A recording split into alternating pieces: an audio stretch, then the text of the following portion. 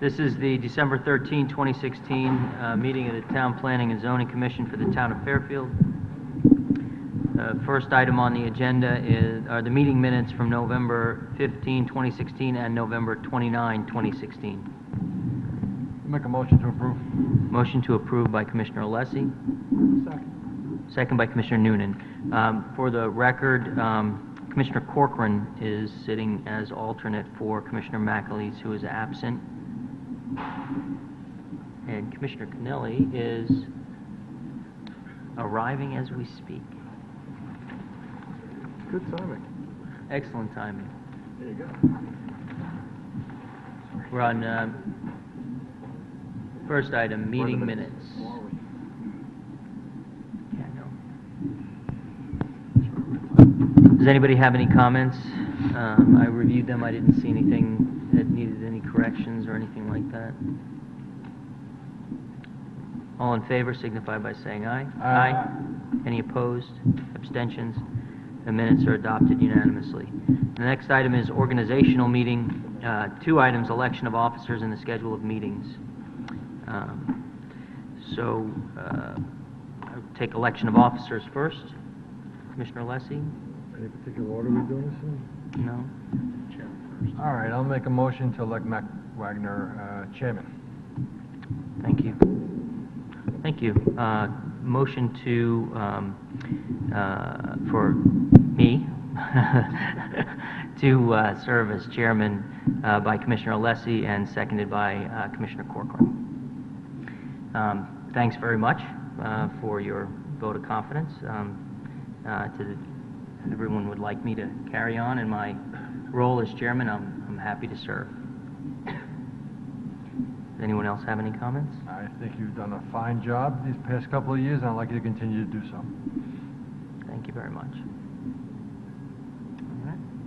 All in favor signify by saying aye. Aye. Any opposed? Abstentions? I'm chairman for another year. I would like to nominate Commissioner Alessi as my vice chairman. Motion to approve Commissioner Alessi as vice chair. I'll second.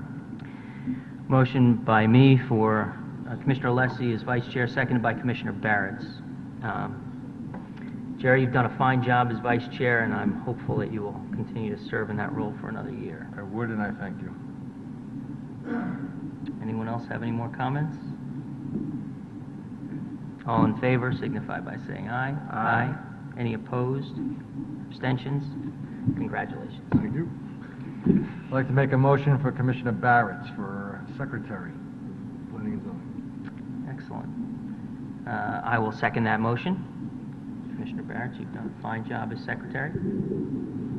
Thank you, and hopefully the staff thinks so too, since I mainly deal with them in terms of documents. Pivotal role. And the timely signatures. Yes, you have a very nice signature. Anybody have any other comments? All in favor signify by saying aye. Aye. Any opposed? Abstentions? Congratulations. Thank you very much for your service. Next item is the schedule of meetings. So we have a draft in our packets. I had just a couple of notes that hopefully we can talk about and then include in a revised schedule. In March, I would like to move the 14th meeting to the 7th. We have tailored the April meetings around the Fairfield Public School spring break, and there's another break during March that I'd like to work around. So that would be March 7 and 28. And then in October, the meeting on the 24th, I'd like to talk about moving to either the 3rd or the 17th. So that would be the 10th and either the 3rd or the 17th. So does anybody have any comments or preference one way or the other on that? No? Yep. For the October one, I don't, actually, Mr. Chairman, I'm fine with the changes you want to make. My calendar's not up. I mean, chances are that either any night of these nights will be good, and if not, I wouldn't know it yet anyway. So I'm okay with the March one. The October one, I think, just looking at it, the 17th may be better, only because we have a meeting on September 26th. So then, if we made it the 3rd, what do you want to move, the 10th? Yeah, no, moving the 24th, so it Oh, would be you the wanna move- 10th and the 17th. Yeah, the 10th and the 17th, if you move the 24th, the other way, it would be the 26th, 3rd, and 10th, and then we wouldn't have a meeting until November 14th. Right. So rather than have a 5-week gap, it might be better to move the 24th to the 3rd. That way, You mean move the 24th to to the the 17th? Right, 17th, so avoid a 5-week gap. Right, So okay. if you move it to the 17th, and it's 3 weeks till November 14th, Right. so it's a little more balanced, I think, but Mhm. it's not a strong preference. Yeah. so- No, the 10th is staying.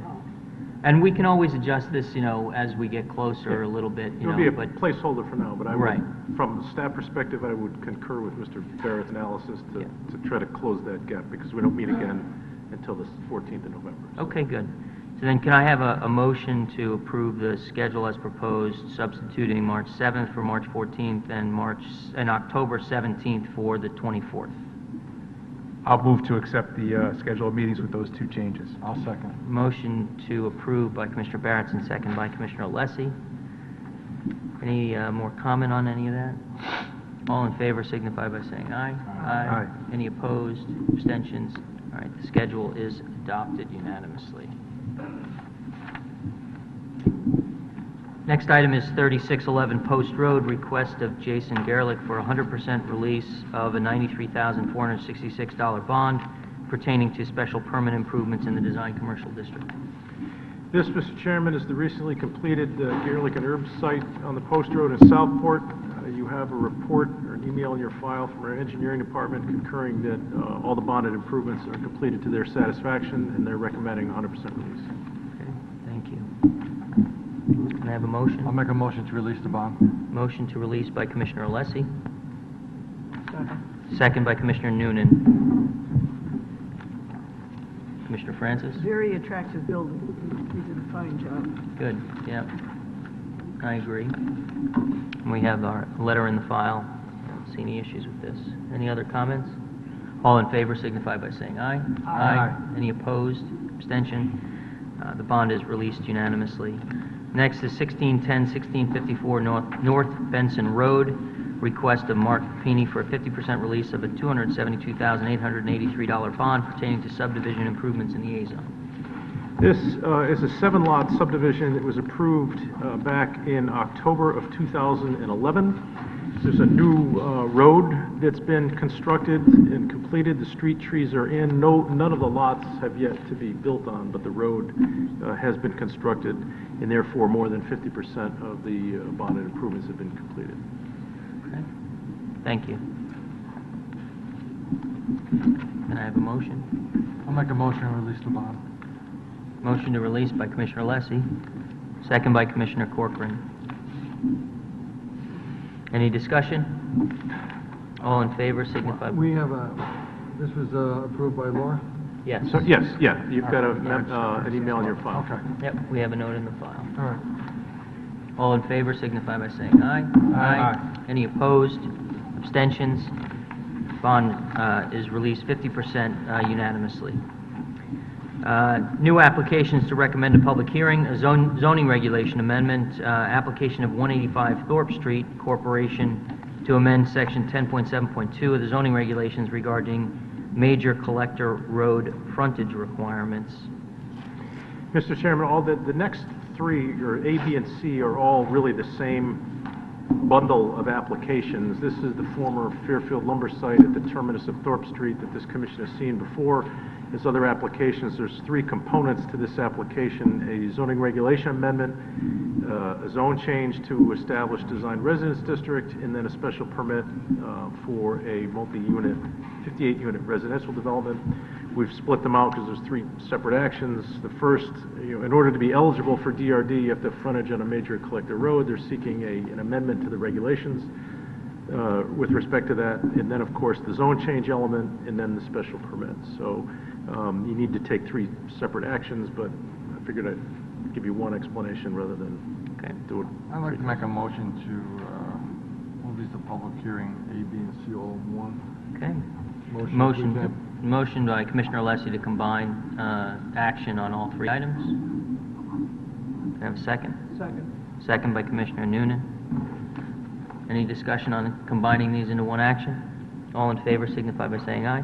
Aye. Any opposed? Abstentions? All right, the motion to combine is approved unanimously. So, can I have a motion to move all three to public hearing? I'll make a motion to move all three to public hearing. Motion by Commissioner Alessi, second by Commissioner Noonan. Any other discussion on this? All in favor signify by saying aye. Aye. Any opposed? Abstentions? All three are moved to public hearing unanimously.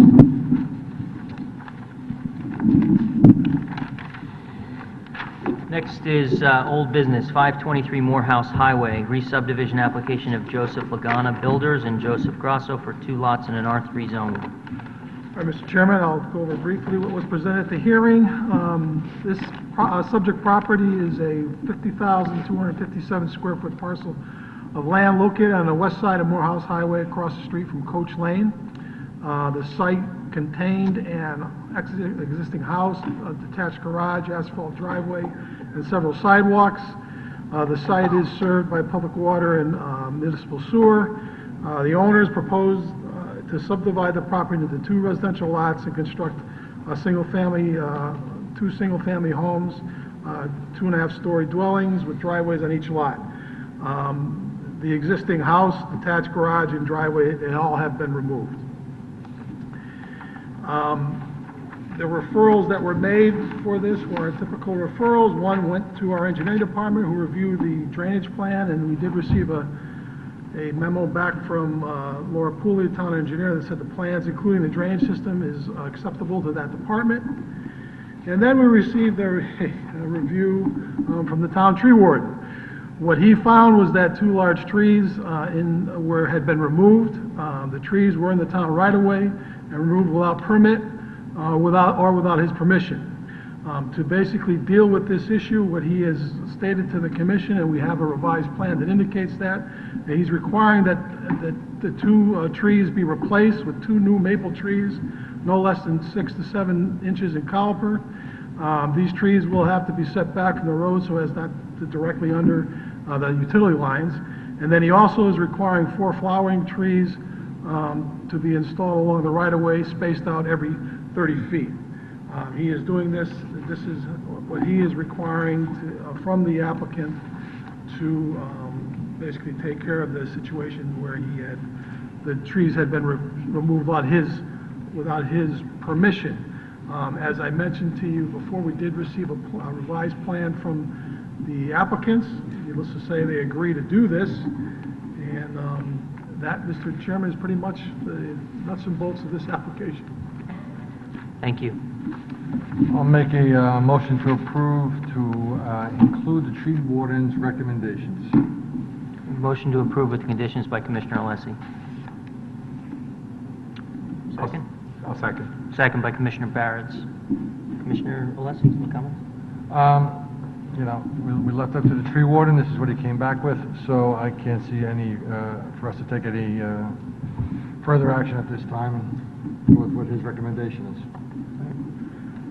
Yeah, it's a compliant subdivision that meets our regulations, and, with the condition that it is a unique application and that it's taken so long to resolve this issue, but, that's as good as it's going to be. We've got the recommendation of the tree warden, and I think that's all we can do at this time.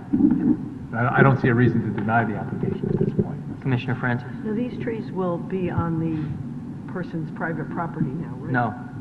These are to The be 2 replaced maples. in the 2 maples that were removed were in the town right-of-way. Yeah, And that is what forms the basis for Right. the issue, and the tree warden's requirement that there be remedial planting, or request that there be remedial He's requiring planting. 4 flowering trees out on the tree belt.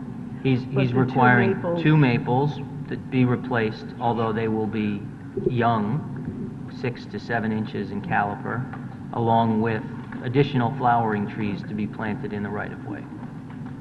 The maples will be in the right-of-way. They will. Oh, all right. Yes? A portion may be in the private Yeah. property only because of the location of the wires. There's some overhead wires there, so they're going to be back towards the back end of the right-of-way. Got to be straddling the property line. We have to plan it. But they will be the town's? Yes. Okay. Okay. cannot be removed without the permission of the tree warden. Right. I mean, had the trees been on their private property in the first place, then they could have cut them down Would at be any right. time without any issue. Correct. But, you All know, right, so, thank you. yeah, it just, you know, the delays are not of our doing. I would like to make that clear. And these are the issues that arise when folks cut down trees without permits and without asking questions. So we'll look at this when we review our regulations next in a planning meeting.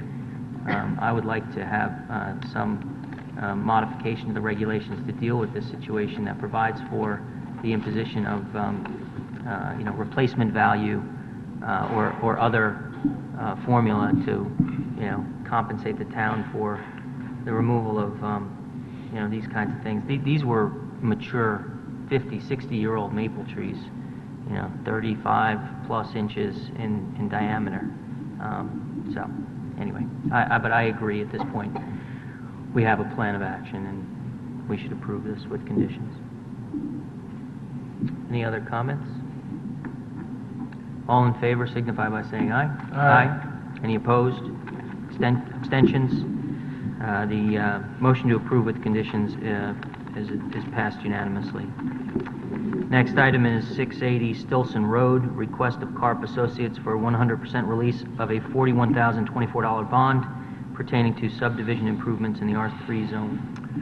Yes, sir. After a public hearing held on July 2nd, 2013, the TPZ voted on July 9th, 2013, to approve this three-lot subdivision. The plan is to retain an existing resident and create two additional single-family homes. The bonded improvements included drainage, curbs, ramps, street trees, sidewalks, lot monuments, and site stabilization. On October 12, 2016, the department received an email from the town engineering department confirming that the work had all been completed, and they recommend 100% release. Very good. And I believe there's a note in the file to that effect. I saw that. Very good. Can I have a motion? I'll make a motion to release the bond. Motion to approve by Commissioner Lessie. Second by Commissioner Noonan. Any discussion on this? Nope. All in favor signify by saying aye. Aye. Any opposed? Abstentions? Bond is released unanimously. 1537, 1571, 892 Harbor Road, request of attorney William Fitzpatrick on behalf of 910 Harbor Investors LLC for 100% release of a $26,540 bond pertaining to subdivision improvements in an R3 zone. Yes, sir. After a public hearing held on April 7th, 2009, the TPZ voted on April 28th, 2009, to approve this one-lot subdivision, re-subdivision. The bonded improvements included drainage, street trees, lot monuments, a bituminous ramp, and site stabilization. And again, the department did receive an email from the engineering department stating that all work had been completed, and they again recommend 100% release of the bond. Thank you.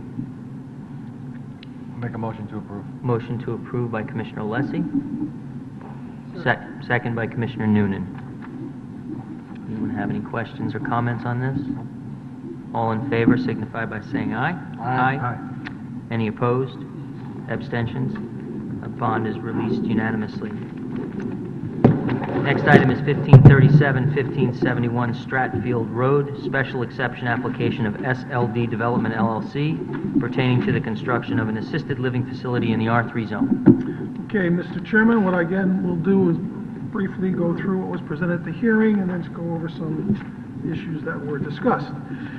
Again, the property is in question is at 1537 and 1571 Stratfield Road. It's located on the westerly side of Stratfield Road, immediately north of Owen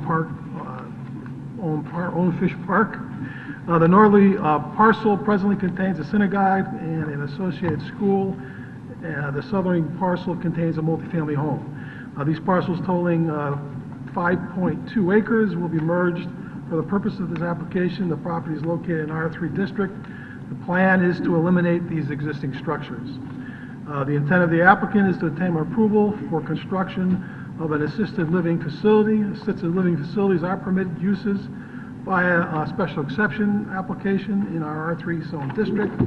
It must be consistent with the section 27.4.9 requirements.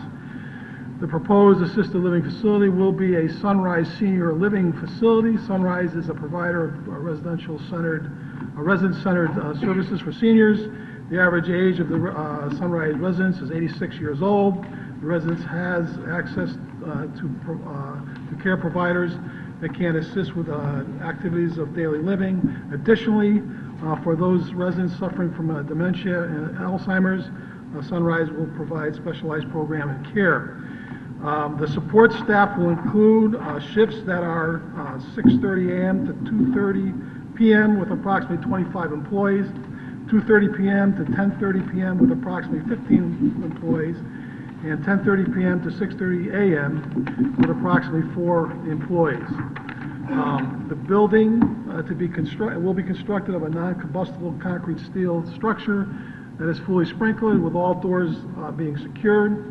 The proposed Sunrise Senior Living Facility will include 83 units comprising of 66,316 square feet. The building will have 3 levels. The first 2 levels will include 54 assisted living units, a mix of studios and 2 bedroom units. The third floor will contain 29 memory care units. The facility will provide a wide range of support services and will be staffed round the clock. The zoning regulations require parking for assisted living facilities at a rate of 0.6 spaces per unit, or for this particular application, it would be 49.8 parking spaces. And as you saw in our site plans, what they're proposing are 50 parking spaces. Traffic, drainage, and landscaping plans were presented and reviewed at the hearings. An inland wetland permit was approved on May 5th, 2016. Engineering Department reviewed the drainage report and reported that the applicant did address all their concerns and find the proposed drainage plan to be consistent with their requirements. The traffic report that was submitted and discussed at the hearing stated that the proposal is to eliminate all existing access curb cuts on Stratfield Road and develop a one-way drop-off exit layout. The new driveway location will result in an improved sight line to both the north and south along the Stratfield Road.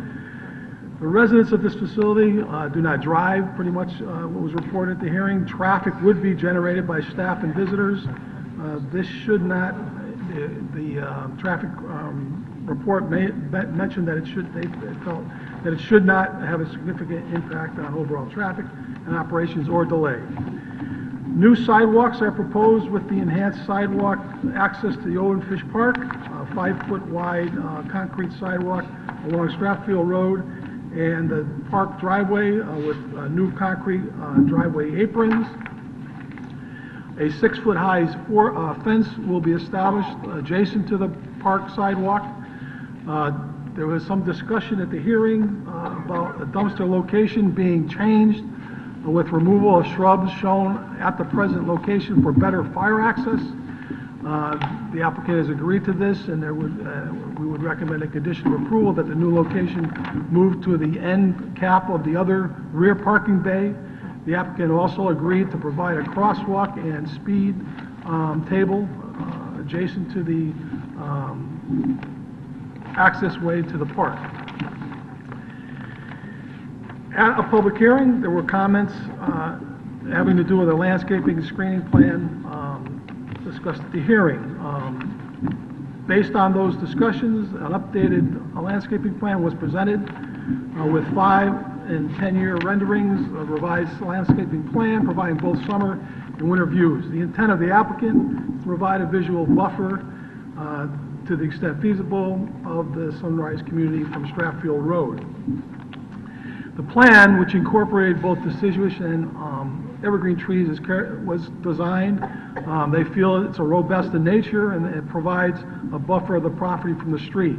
The plan provides, in addition to the stream enhancement plan, which was reviewed at the hearing, for planting of 161 trees and 263 shrubs, plus ground covers and rain guarding plantings.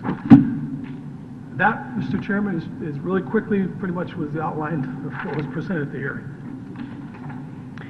Thank you very much. Commissioner Francis? Move to deny. Commissioner Francis, a motion to deny. For discussion purposes, I'll second the motion. Seconded by Commissioner Kennelly. Commissioner Francis? I feel this project has many positive features. It's a needed facility, it's attractive, it will have no impact on our schools, moderate traffic, and will increase town tax revenue. The developers have done a very professional job shielding the site with landscape features. Though it meets our coverage requirements for a 5-acre site, it does so on 3 acres, and all are out on the street side. We sit on this board because the people have elected us to protect their greatest asset, their property values.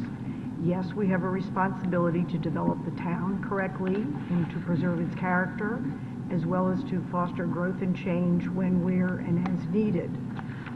But we're hearing strongly that the neighbors feel that this structure is overly large for this site.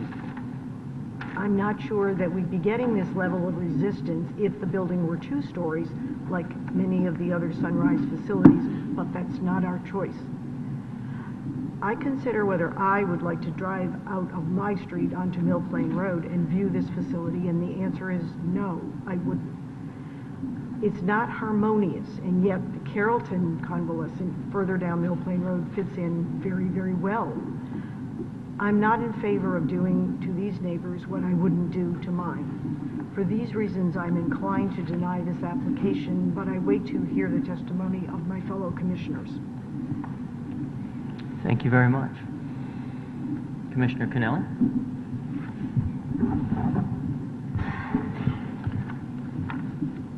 I'm glad that you wrote that down because I am in complete agreement with you. I'd like to hear what other commissioners have to say because really it's only the 9 of us who have been able to look at this plan.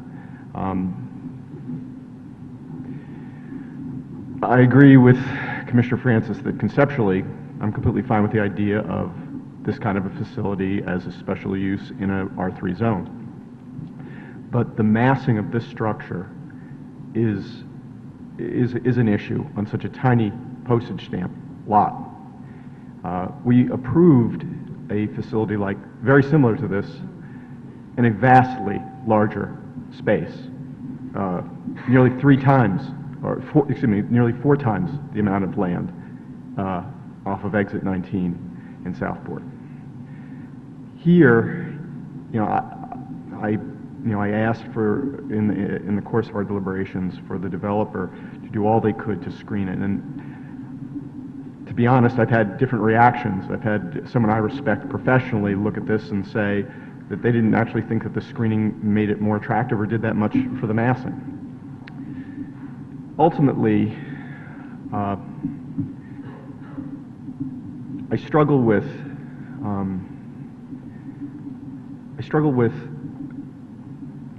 votes like this because often the specter of what could be colors what I end up accepting. And by that I mean that a structure like this, 60,000+ square feet on essentially 2 acres and change, 3 stories tall, unprecedented in height. There's no other 3-story structure almost all the way to Bridgeport on this stretch. As well described, something that looks like a residence inn. Being put here right in the heart of, right on the edge of, right in a residential neighborhood. Would I be accepting of this if I weren't worried what might come in its place? The answer is probably no. I would probably want the developer to come back with something if they were still interested. There's much talk about what is the sweet spot for how many units you need. But 80+ units on 3 acres? I would probably have asked to see if a no, as part of a denial, as part of a process to work with these folks, could be a step in the right direction. But I also understand the realities of the current environment we're in. And there is a tremendous risk in voting no here, because when we vote no, the congregation that is looking for a buyer has to decide, what is in their best interest as the property owner and the adjacent property owner. And we all are pretty aware of what the less pleasant than this alternatives might be. So with that in mind, as Commissioner Francis said, I'm willing to listen to my fellow commissioners who, like myself and Commissioner Francis, have studied this And if there's overwhelming support to do it, I may be swayed. But I want to hear what folks feel on this commission about what we are doing to this neighborhood. Is this something we would want on Mill Plain Road? Is this something we would want, so butt up against our homes on such a small piece of land? And ultimately, do we vote here defensively about what we don't know, or do we vote affirmatively to look out for the individuals who voted to bring us here and, who want us to look out for the character of their neighborhood? I don't know. Okay, thank you. Me? Sure. I'm not going to... Commissioner I don't Barris. think I'm going to be of much help. Commissioner, I know you're looking at me. I was looking at you, Commissioner Kennelly. You spoke eloquently, both of you, and, your level of preparation and deliberation over this is to be commended. I have a lot of thoughts, but I don't think I'm going to really help you decide. I mean, first of all, talking about the neighborhood, just to be clear,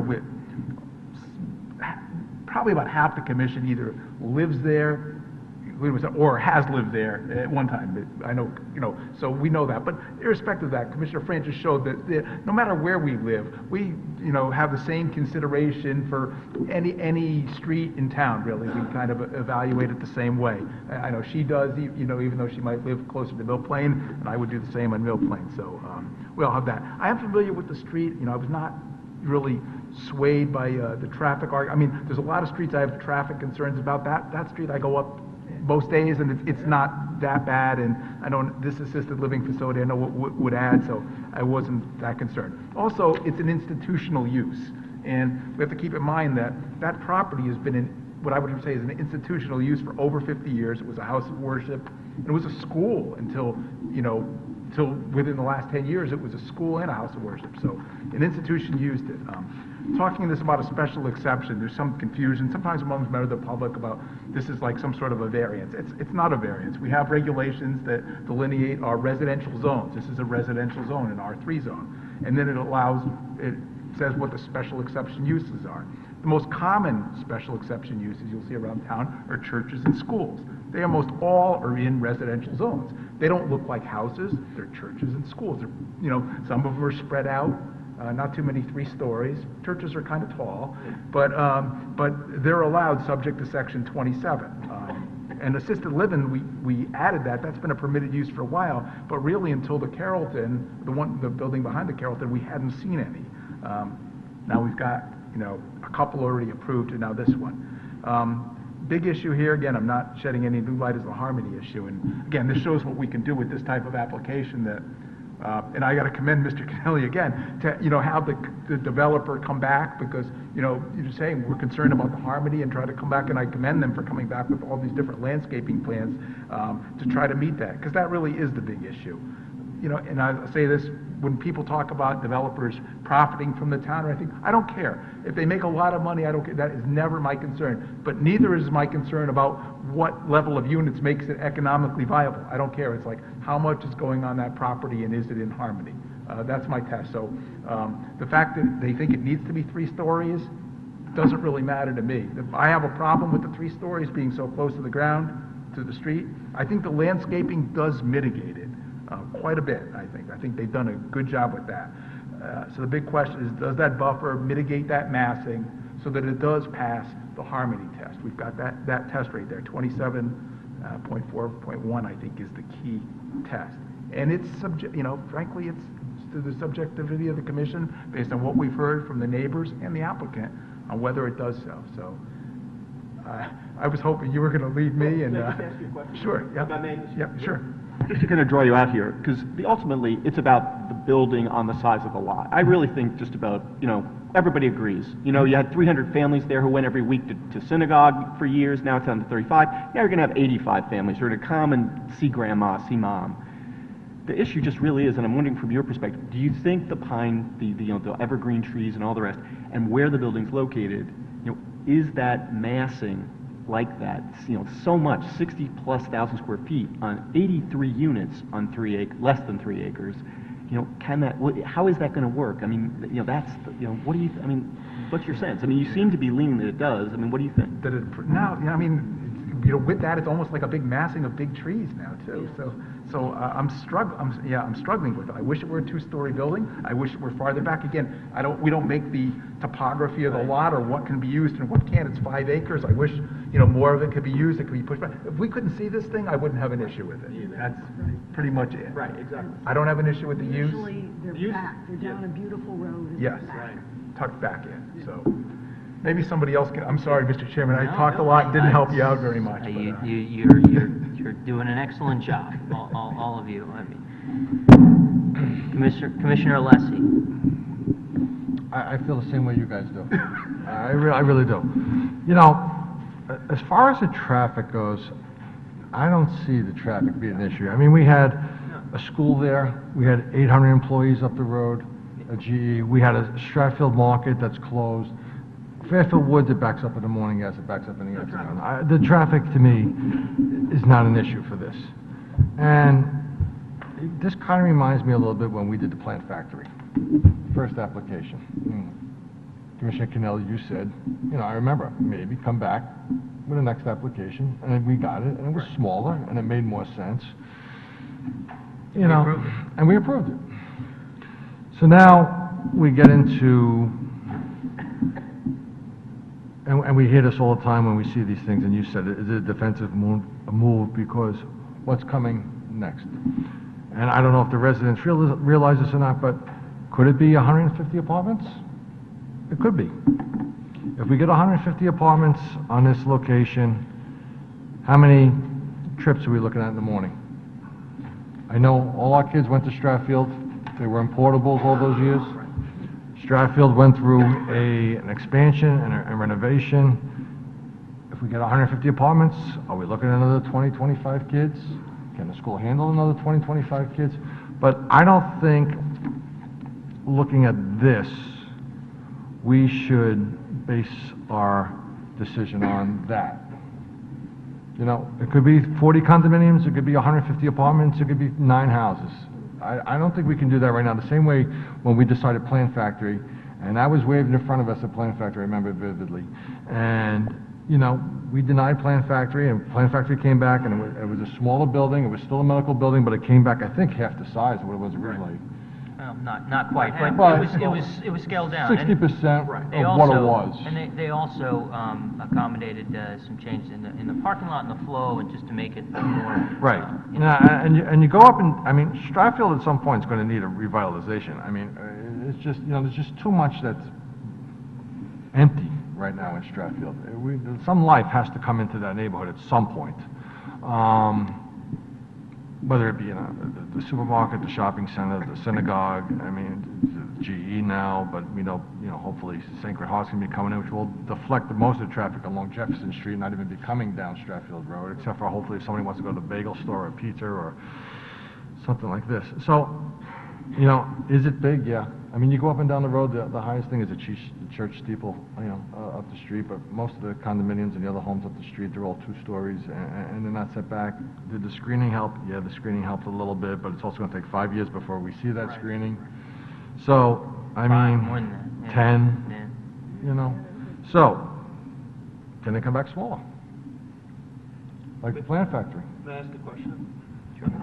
And still be One Assisted question, living. certainly, assisted living and viably financially. Same applicant, because I think we've all probably agree that we really appreciated having an applicant of this caliber. well, that's why I was going to ask Mr. Chairman, is if the commissioner would accept a willingness to consider this denied without prejudice, that would certainly, it may not make real much a difference, other than to let them know officially for the record that there is openness to the concept. It's the concern about the absolute massing on the site. I'll be perfectly honest, we're already looking at this project in terms of size on Stilson Road.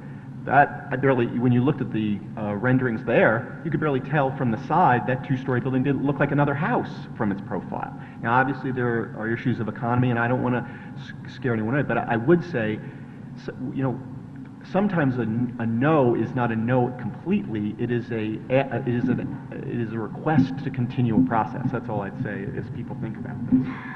Well, in terms of procedure, that would be up to the movement, Commissioner Francis, if you wanted to amend your motion to a denial without prejudice, you know, that's something that can be done.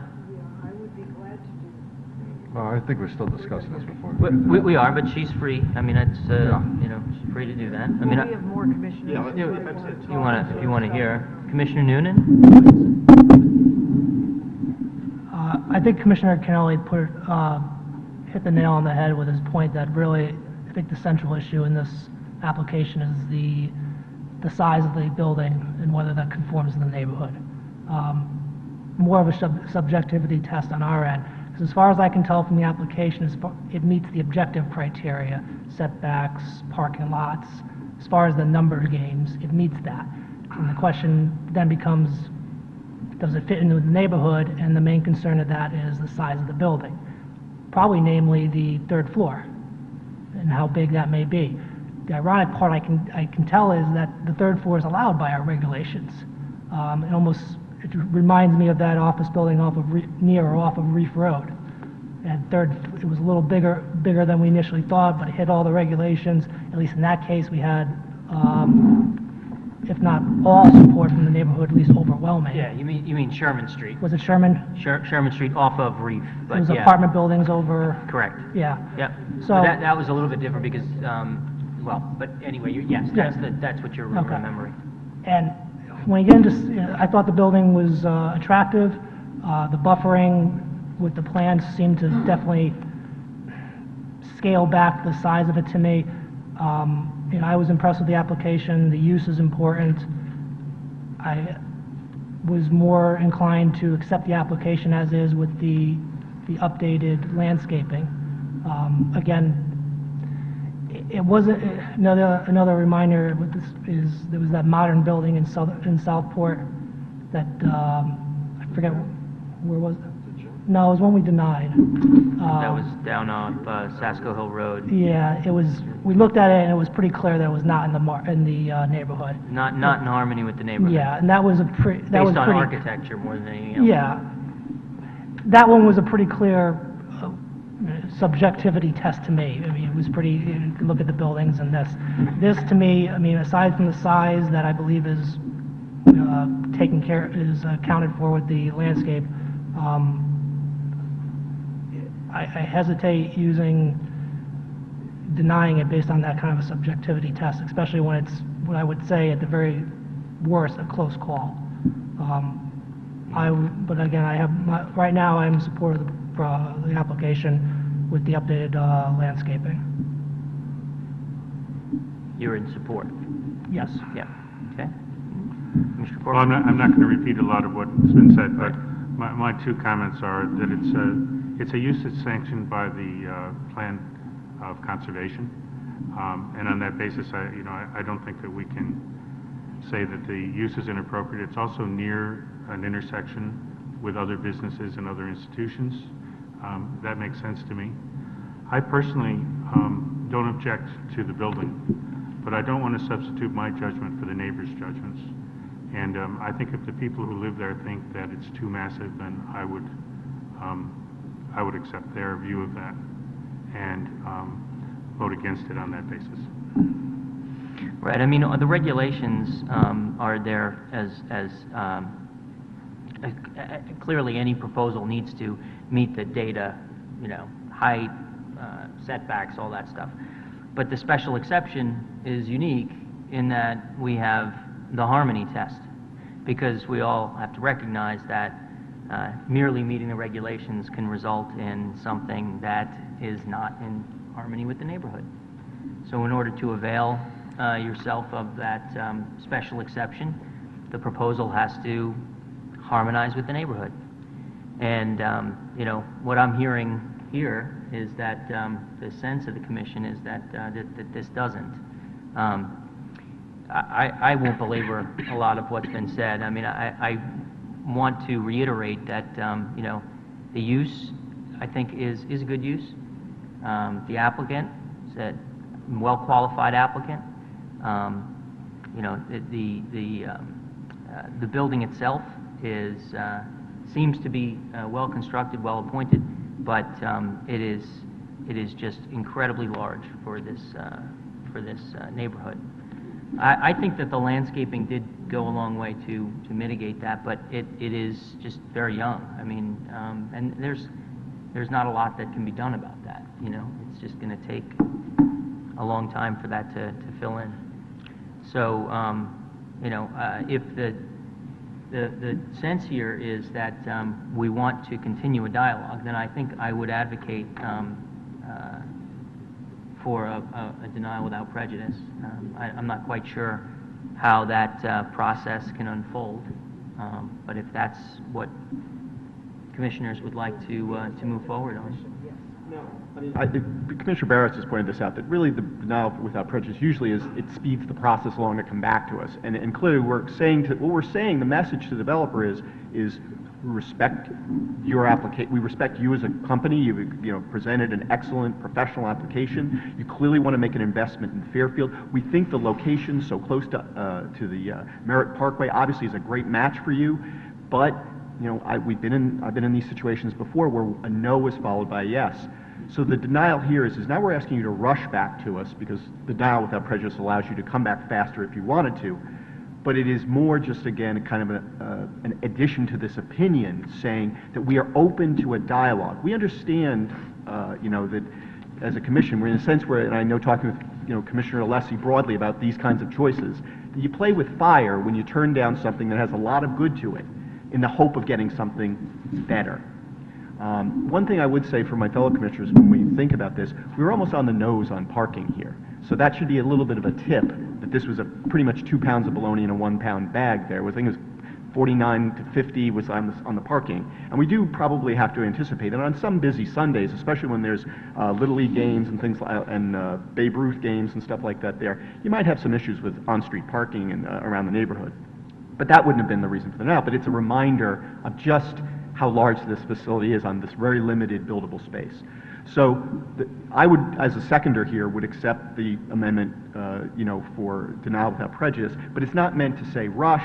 It's meant instead to say if there is something that can be done to figure out a way to work this site that doesn't create this discomfort that is there about the size of the structure on the building, we are absolutely open to seeing an application.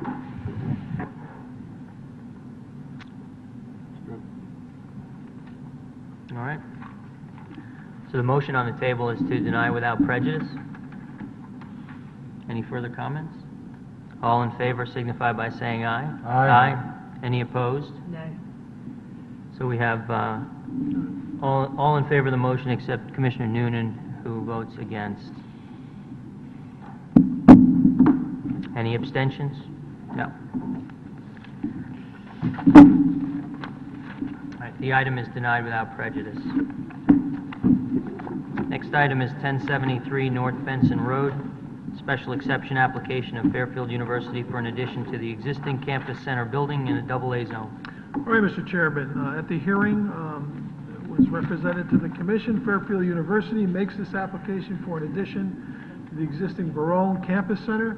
The purpose of the addition is to provide additional space necessary to alleviate current overcrowding conditions in the student dining rooms. An added benefit to the proposed plan is that the current dining facility primarily services freshmen and sophomores. It is the hope of the university that with the improved food quality and experience, it will result in addition of into this addition to the university would attract larger numbers of juniors and seniors as well.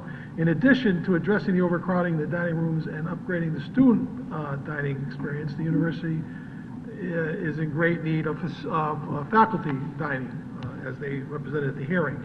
The plan also represents this need, in their opinion. The upgrade to the dining facilities will encourage faculty members to remain on campus for lunch meetings as opposed to driving to and from campus for other type of dinner-type meetings. The proposed addition area to the existing four-story building, would be 11,291 square feet to the third floor and 20,384 square feet to the fourth floor.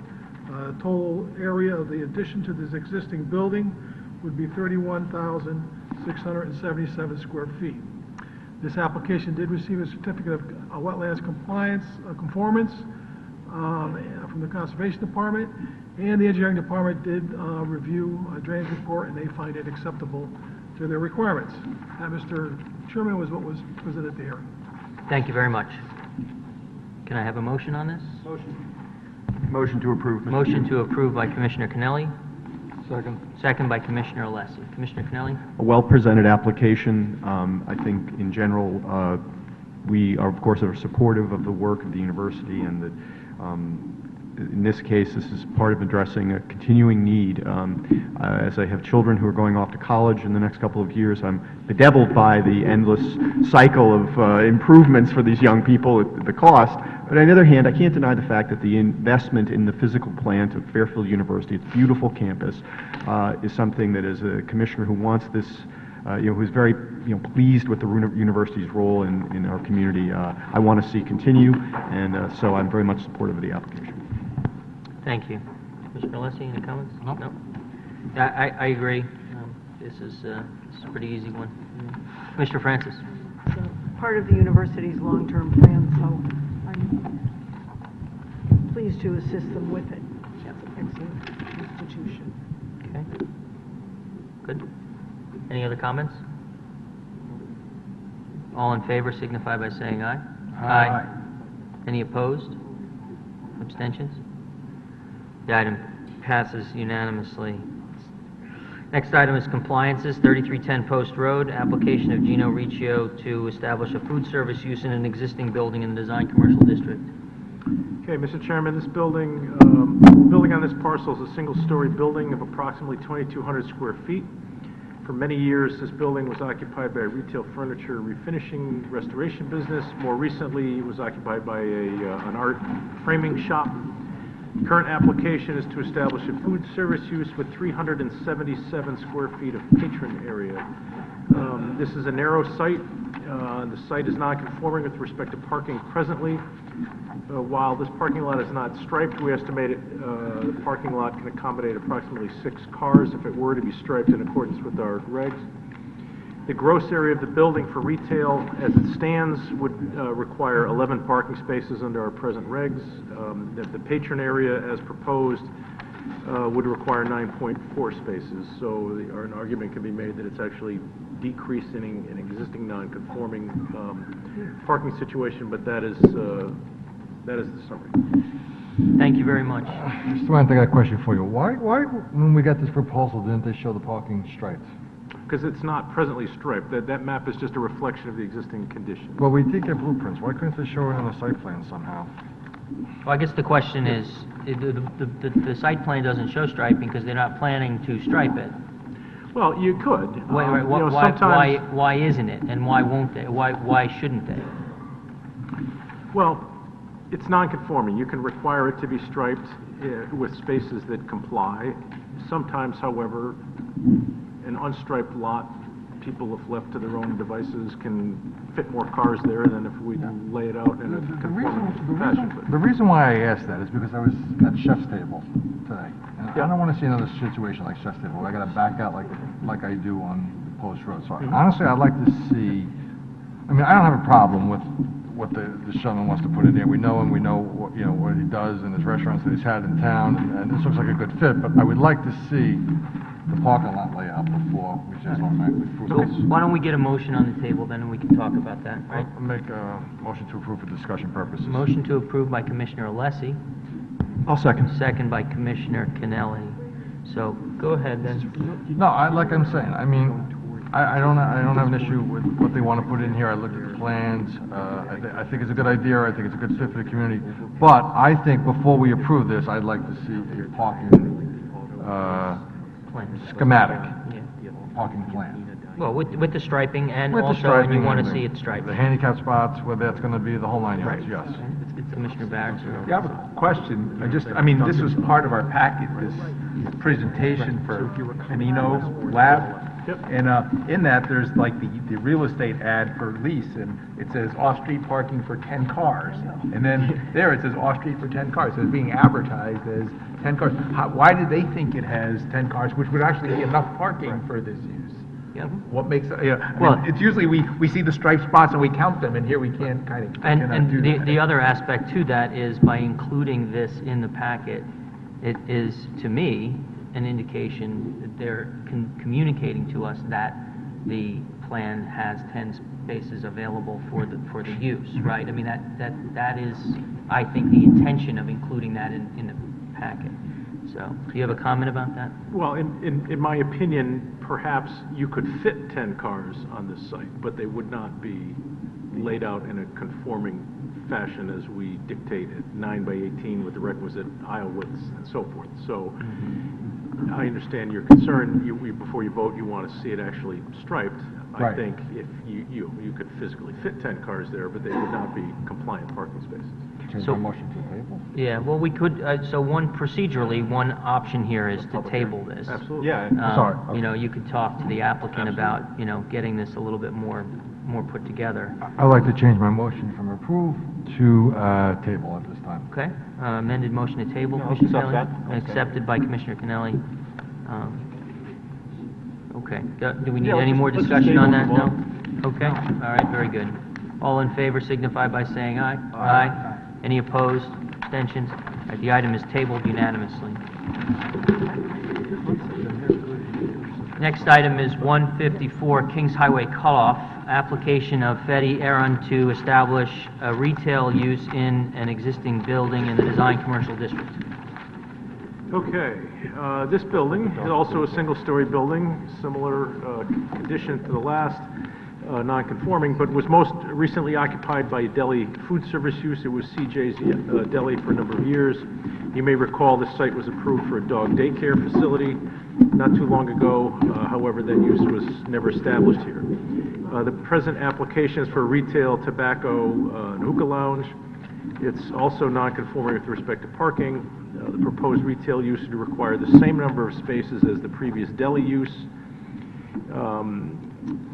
The prior deli operator removed what was a curbed island in front of this building. What happened is that Kings Highway Cutoff was repaved by the state, and they didn't do a milling before they did it, they just paved it, which substantially reduced the height of the fronting concrete curb. And so it was so low that you could just drive over it, so the previous tenant removed the island so you could just drive up there. You have a site plan, the state wants them to put the island back so you don't have that parking where you're backing right out into the street. There is a striped parking plan here. It does not, again, it's non-conforming, but this proposed use doesn't demand any more parking than the previous use. But the state is requiring that they reinstall what was a curved island in front of this facility so you'd be able to drive in and drive out, but not park such that you back out into the street.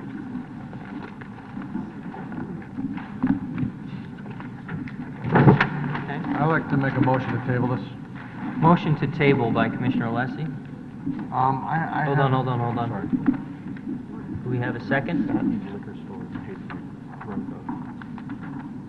Would anybody like to second? I'll second the tabling motion, that's fine. So we can talk about it. Yeah, Yeah. seconded by Commissioner Kennelly. Yes, Commissioner Barrett. No, it's just that I really want to study this site more and visit it more before I vote on it, and I really didn't get the chance to do it because I was really involved with the Stratfield Road project. So I would ask my commissioners just to give me some more time on this one if possible. Okay, does anyone else have any comments on that? All right, all in favor? Commissioner Barrett. So is there any issue with tabling? Because, I mean, we're talking about like 4 weeks till January. No, we're fine. Okay. Okay. What is the deadline? Do we, It would be 65 days from tonight. from tonight? Okay, so we have, not that one, we've got another one coming up too. All right. All right. Thank you. Any other questions, comments? Motion to table. All in favor signify by saying aye. Aye. Any opposed? Abstention? The item is tabled unanimously. Okay, I'm just going to take a 5-minute recess, and then we'll come back to the public hearing.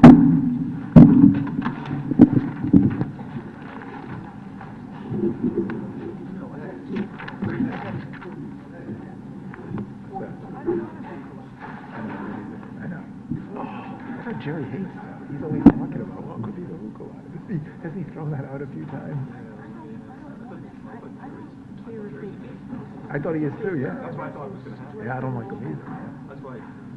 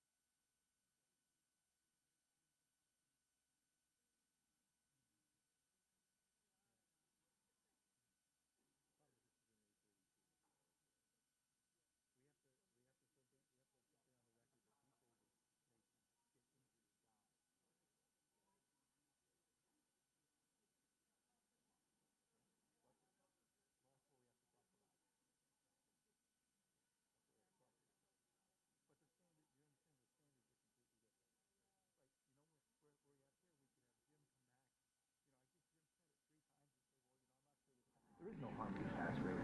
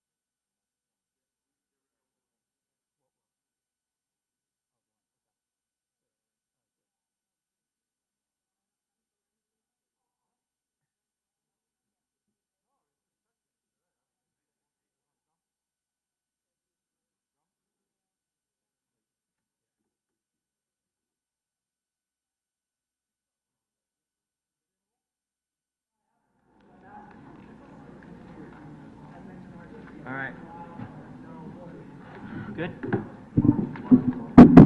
I'll call the meeting back to order. The next item on our agenda is 1613, 1645 Black Rock Turnpike zoning compliance application of Harbor Townhouses LLC pertaining to a 29-unit residential development submitted pursuant to Section 830G of the Connecticut General Statutes. This is a continued hearing from October 25th and November 29, 2016. When we last left off, we were in public comment. We had a couple of members of the public that made it to the podium before our curfew. We continue today with the balance of any members of the public that wish to be heard on this application. And all who wish to be heard will be heard. There is no time limit. I'd just like you to keep your comments focused on the issues that we have in front of us. Once the public is finished with their comments, we'll turn it back to the applicant for their rebuttal. Once the applicant is finished with their rebuttal, the public hearing will be closed. We do have a curfew at 11 o'clock, and given the time and the number of people in the audience, I'm comfortable that I think we will finish this evening, which is wonderful. So without further ado, are there any members of the public that wish to be heard on this item? Just feel free to come on up to the podium, state your name, and we can get started. Hello, Commissioners. I don't know if you'll allow me back, but... You look familiar. I was somewhat cut short. My name is John Wallace. Is this the third time? No, it's just the second. It's just the second time, okay. We did get a couple of letters, though. I have sent you quite a few letters. I just wanted to touch on a couple points that I didn't have a chance to make our last hearing. Commissioner Kennelly... Can you just repeat your name so that we have it? John Wallace. I live on 130 Moritz Place. Commissioner Kennelly had touched on one aspect that I'd like to talk about, and that's two wrongs don't make a right, but three rights make a left. And what I'm talking about is the light at the end of Moritz Place and the traffic patterns that have been discussed. And nobody's denying that 60 cars is going to affect an intersection that handles 20,000 a day. Nobody's debating that. But what I am debating is the path of least resistance. As an electrical engineer, I deal with resistance all the time. And the path of least resistance is not to try to make a left out of the secondary proposed driveway right onto Black Rock Turnpike. It's not to turn left and sit at the traffic light at the end of Moritz Place. It's to make two rights and be further towards your goal at the light at Burroughs and Black Rock Turnpike. And that being said, one of my first letters, I had done an analysis of the arbitrarily just assigning 25% to the 4 compass points of where you're trying to go from Moritz Place. And within that 25%, I fairly said, okay, 50% of the 25%, well, let's cut it in half because we were talking about morning trips and evening trips. So of the 25% of the trip generation, 13.5% or 12.5% would be going left and sitting at the light, and 12.5% would be turning right and going down Moritz Place. But when you assign those numbers to the 4 compass points, the traffic increase on Moritz Place is going to increase about 60%, regardless of what the traffic engineers are talking about of trip generation and how big a high rise and all of that nonsense. It's the increase in traffic on our street is going to be substantial. And my wife had gotten up at the last hearing and had talked about the parking study that she and I had done. And the amount of parking spaces is insufficient for the number of units. I know there's traffic engineers here that would love to tell us differently, but we all know that the overflow is, the only place it can go is on our street. Already we have cars that are parked along the street, and people going into those cars in the morning stand the chance of being hit from people rushing to work, along with their children who are walking to school. They're not necessarily crossing Black Rock Turnpike, but they are walking the length of our street, down Burroughs, down High Street to Holland Hill. So I just wanted to be on the record for saying that there is a substantial safety risk in this development going in where it is, the size it is, and the amount of traffic and the limited parking that's been designed in. I've also submitted a letter that is somewhat of a response to Kermit Wa's response to our traffic engineer, or I'd say but the traffic engineer that was hired by Mrs. Kalenda. And I just want to I'm going to submit this letter, and I know you can all read, but I'd like to just drive home the point that of his last point or response was to the comments from the hearings on pedestrian movements at the traffic signal. And his response is as follows. The accident data does not indicate any pedestrian safety problems at this intersection. The current pedestrian crossing control works because it balances the need for vehicular and pedestrian traffic. Adding exclusive pedestrian traffic phase to the intersection will take signal time from the vehicular phases, which is not a preferable option at this time. The project will produce limited vehicular and pedestrian traffic and therefore limited vehicular and pedestrian traffic on this signalized intersection. I believe this is completely wrong. There have been 2 pedestrian deaths in Black Rock Turnpike in the past years. There was recently, within the past 2 months, an accident involving a cyclist that has not yet made it into the records. The fact that they did not take place at this particular intersection is irrelevant because the signaling at the intersections where they did take place have similar pedestrian phases, i.e. none.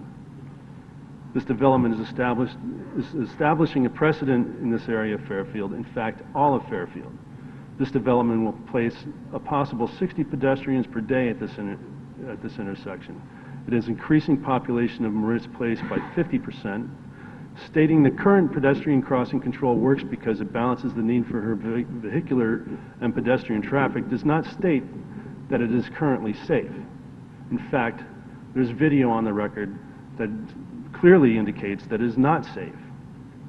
Mr. Waugh states that taking precious time from the vehicular phases is not preferable at this time. The pedestrian phase could be designed such that it only is initiated by the press of a button and not at every cycle of vehicular signaling. The actual control is called a state machine, and it is of the simplest type. When would be a good time to take a minute out of driver's busy day to allow people to cross the street safely? After another pedestrian is killed? As far as I know, even though 2 people have been killed crossing this road, there are still no plans to update the pedestrian signaling at those other intersections. Therefore, it should fall on the responsibility should be that of the developer. And I'd like to submit this. Thank you very much.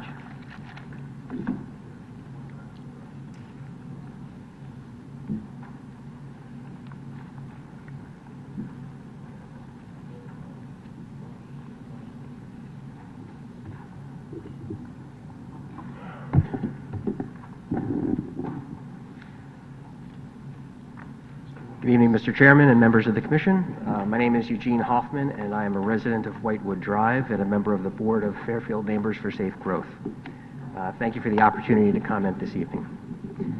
I'm here tonight to respectfully ask the Commission to deny this zoning compliance application due to the risk to public safety that this development poses in its current plan as a direct result of the additional traffic that will be generated. More specifically, the state of Connecticut has acknowledged the need for road, bicycle, and pedestrian safety improvements on State Route 58. This past June, the Connecticut Department of Transportation gave the town of Fairfield $375,000 grant to conduct an engineering study because, as reported in FairfieldPatch.com on June 2nd of this year, the high concentration of vehicular accidents indicates the need for improvements to traffic circulation and the mitigation of congestion throughout the corridor. This project will add at least 25 vehicles to local traffic, as well as increased pedestrian traffic. According to UConn's Connecticut Crash Data Repository, from 2012 through 2014, the routes in Fairfield with the highest number of traffic accidents were in order: I-95 with 1,286, Route 15 with 687, Route 1 or Post Road with 582, Route 58 or Black Rock Turnpike in Tungus Hill with 294, and Route 135 or Stilson with 112. Of those 5 routes, 2 of them intersect approximately 1/2 mile from this proposed development. The intersection of Black Rock Turnpike and Stilson Road is the most dangerous intersection in Fairfield, with 57 total incidents according to the repository data. As a comparison, the intersection with the next highest total is US 1 Post Road and Chambers Street with only 31 incidents. This project will increase the threat to public safety by bringing more resident and guest vehicles as well as pedestrians into this already congested and dangerous corridor. Additional traffic will not remain in the studied intersection adjacent to the property, but will move along these busy routes. We should not, as a community, consider the number of accidents and fatalities that have occurred in our neighborhood to be acceptable, nor should we wait until there are more accidents and fatalities to decide that enough is enough in regards to the increased risk to public safety from higher population density and its associated increased vehicular traffic. I urge you to deny this application for zoning compliance. Thank you. Thank you very much.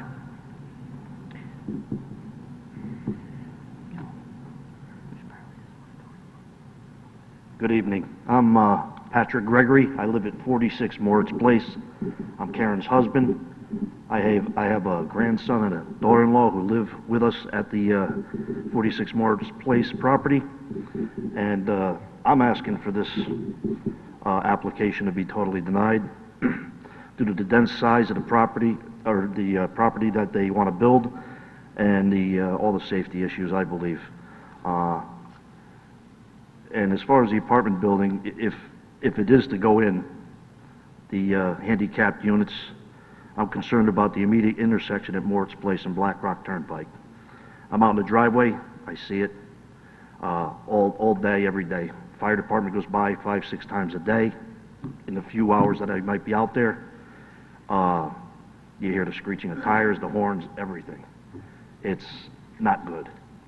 And if he's going to do, the handicapped units, I think that light has to be ADA compliant, and I don't see any other way to cross that street. I wouldn't cross it. And I drive a tractor trailer for a living. I know what that corner looks like, and it's ugly. And I would suggest that if it should be made ADA compliant, no doubt, before anything else happens. With TD Bank North up the street and their exit onto Black Rock Turnpike, there's not an issue. But when you get down closer to Moritz Place, where those 5 intersections meet, and people race down the road, I've turned right going south on Black Rock Turnpike, and people are right on my backside because they think I'm continuing down Black Rock Turnpike, where I'm taking a right onto Moritz. And I'm just bracing for it. One day, I'm sure, I pray it doesn't happen, but I'm just expecting it to. That being said, it also seems like the concern is about the people who will be living in these apartments and their safety pulling in and out. What about the safety of the people of Moritz Place? Not much has been spoken about them. And our concern is the small street that we live on, and the cars on both sides of the street, and people going up and down the street. I pull over every day to let cars by when I go out the other way. Normally, I go out the Black Rock Turnpike because it's easiest. I find it easiest for me. But most people I know go the opposite way because they don't want to deal with the corner. Besides that, if this property does go in, they're talking about a small curb to protect my property and that property. How many times have we seen cars going through 7-Elevens? because there's nothing there but a curb. I want at least a guardrail, and there was proposed a 6-foot fence. I'd like it bigger than that, but I would definitely want a guardrail. It's going to be so tight right there. I believe if people back in, the trunks of their car are going to be in my hedges and possibly hanging over my property. I mean, it's very tight, and it's such a small size to put so many units on that I just think it's overkill. And I think I'm the last, and I'd like to thank everyone for hearing us all. Thank you so much. Thank you. Thanks very much for your comments. No, the woman in the back with the silver jacket stood up about 3 times. You want to come up?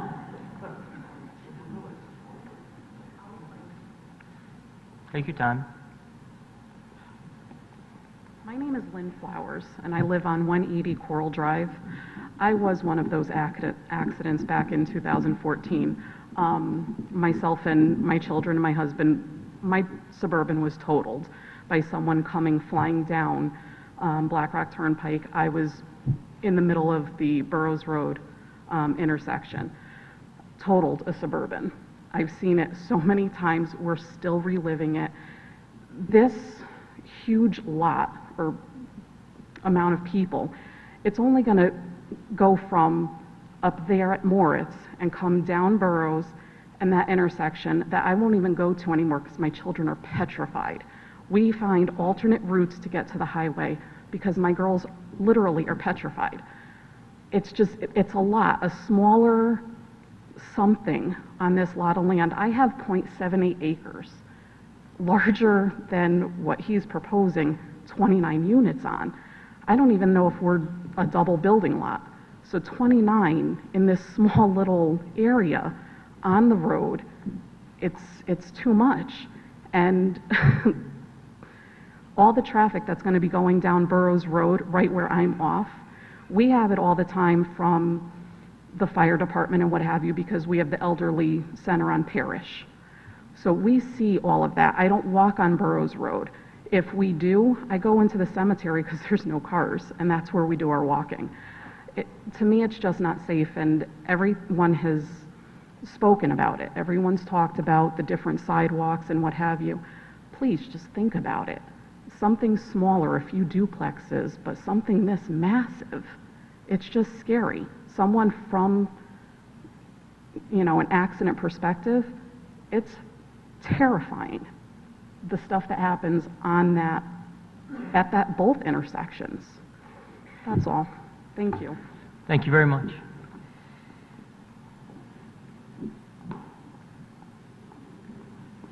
Hi, good evening. My name's Katie Riesco. I live at 154 Moritz Place. I have emailed you. I'm not going to repeat what I've already told you. But my husband and I just moved here from Brooklyn, New York. We have a 3-year-old and we have a 1-year-old.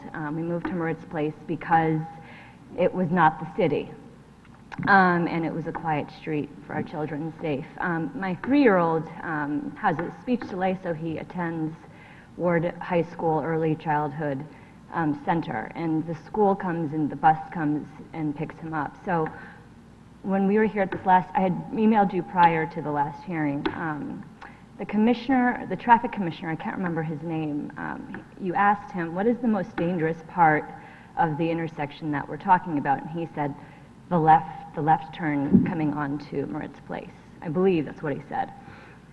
That's the exact route that this school bus is filled with 3-year-olds. It's a little tiny school bus, and we all know in the recent news that school buses are not invincible. And I think about it every day. It comes 4 times a day down that street. I've gotten my son off the bus. On one occasion, when I was on the bus with him, a car that was using Moritz Place as a go-through just never stopped. The bus was stopped, the thing was out, it went completely around and kept driving. I'm sorry, really have 2 little kids. This is already the way that the street is, and I just please ask that you think of the safety of everyone. And I'm really used to walking around a lot of traffic coming from the city, and the intersection and crossing, there's no way to tell how much time you have. I mean, I wouldn't even cross the street with my children at that intersection because I was so terrified. I had no idea. There's a green light, but I don't know how much time I have to cross, you know, and I see the kids at the school crossing. I know this is nothing you haven't heard before. I just please ask that you think about the safety of the residents and the children. Thank you. Thank you very much. Are there any other members of the public that wish to be heard on this? Yes, please, come up.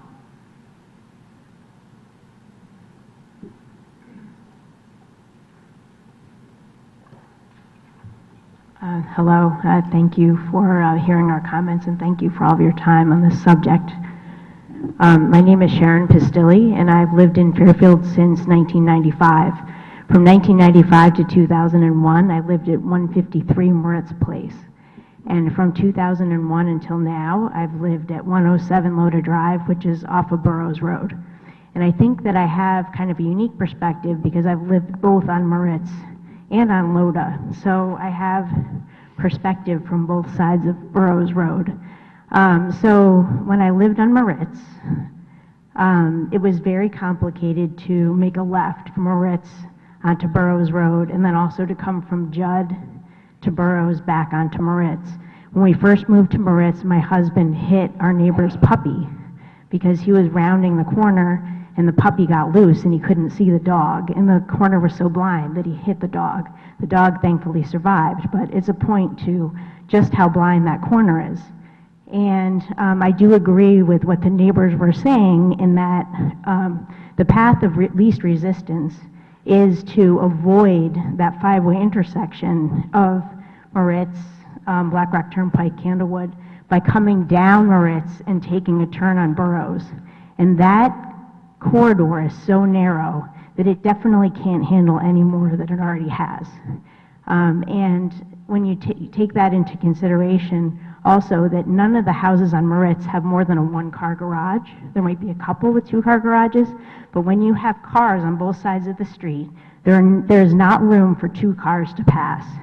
And so my son was a baby when I lived on that street, and there was no way that I would cross from Moritz to Black Rock Turnpike. Whenever I walked him, I had to go on Judd and go down, you know, make my way to High Street. And it was pretty impossible with a stroller to do that. And then you think about from a school perspective. So not only a mom with a carriage, right? But then what if I still lived there when my son went to kindergarten? That area is within the .75 mile marker to go to Holland Hill, as I believe that corner lot would be as well. There's no safe way to walk to Holland Hill from that corner. And then when you think about, you're also putting stress on the other intersections where, you know, I made notes at the last meeting. 86-year-old elderly woman struck and killed in September 2016 en route to Dunkin' Donuts. July 2016, 3 people hospitalized after a car accident in front of 1565 Black Rock Turnpike. March 30th, 2015, Black Rock Turnpike driver extricated from car in a collision with a truck at the corner of Burroughs Road and Black Rock Turnpike. April 9th, 2015, car shot out of Dunkin' Donuts, collided with a painting van. December 6th, 89-year-old man hit at the intersection of Burroughs Road and Black Rock Turnpike on his way to his birthday breakfast. So the traffic studies may show something different, but to the neighbors, it's already extremely congested. And the other point coming from the other side of Burroughs Road, my perspective living on that side is I have a dog. I'm on Burroughs Road all the time. It's extremely dangerous.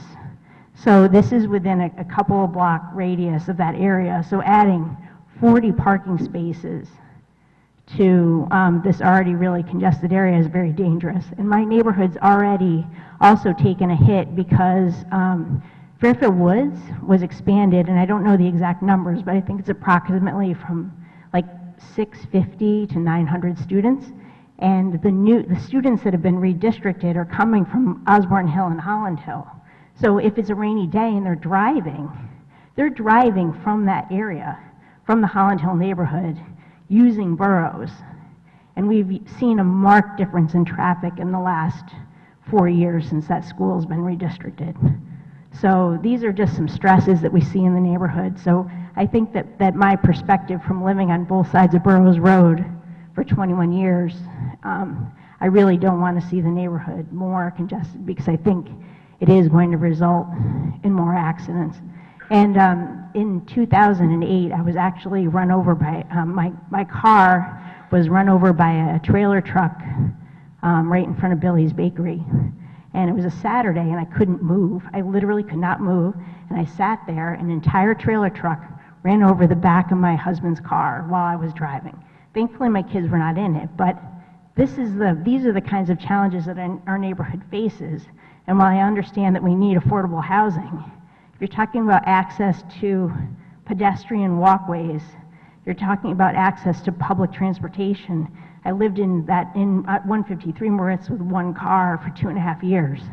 There is no public transportation. I wanted to take the bus to the train to commute to New York. It can't be done. So I'm of the same mind where, yes, we need affordable housing, but to cram 29 units into a really, really crowded neighborhood doesn't seem like it's a beneficial situation for anyone. So I'm respectfully asking that you deny the application. Thank you for your time. Thank you. Thank you very much for your comments. Is anyone else, any other members of the public?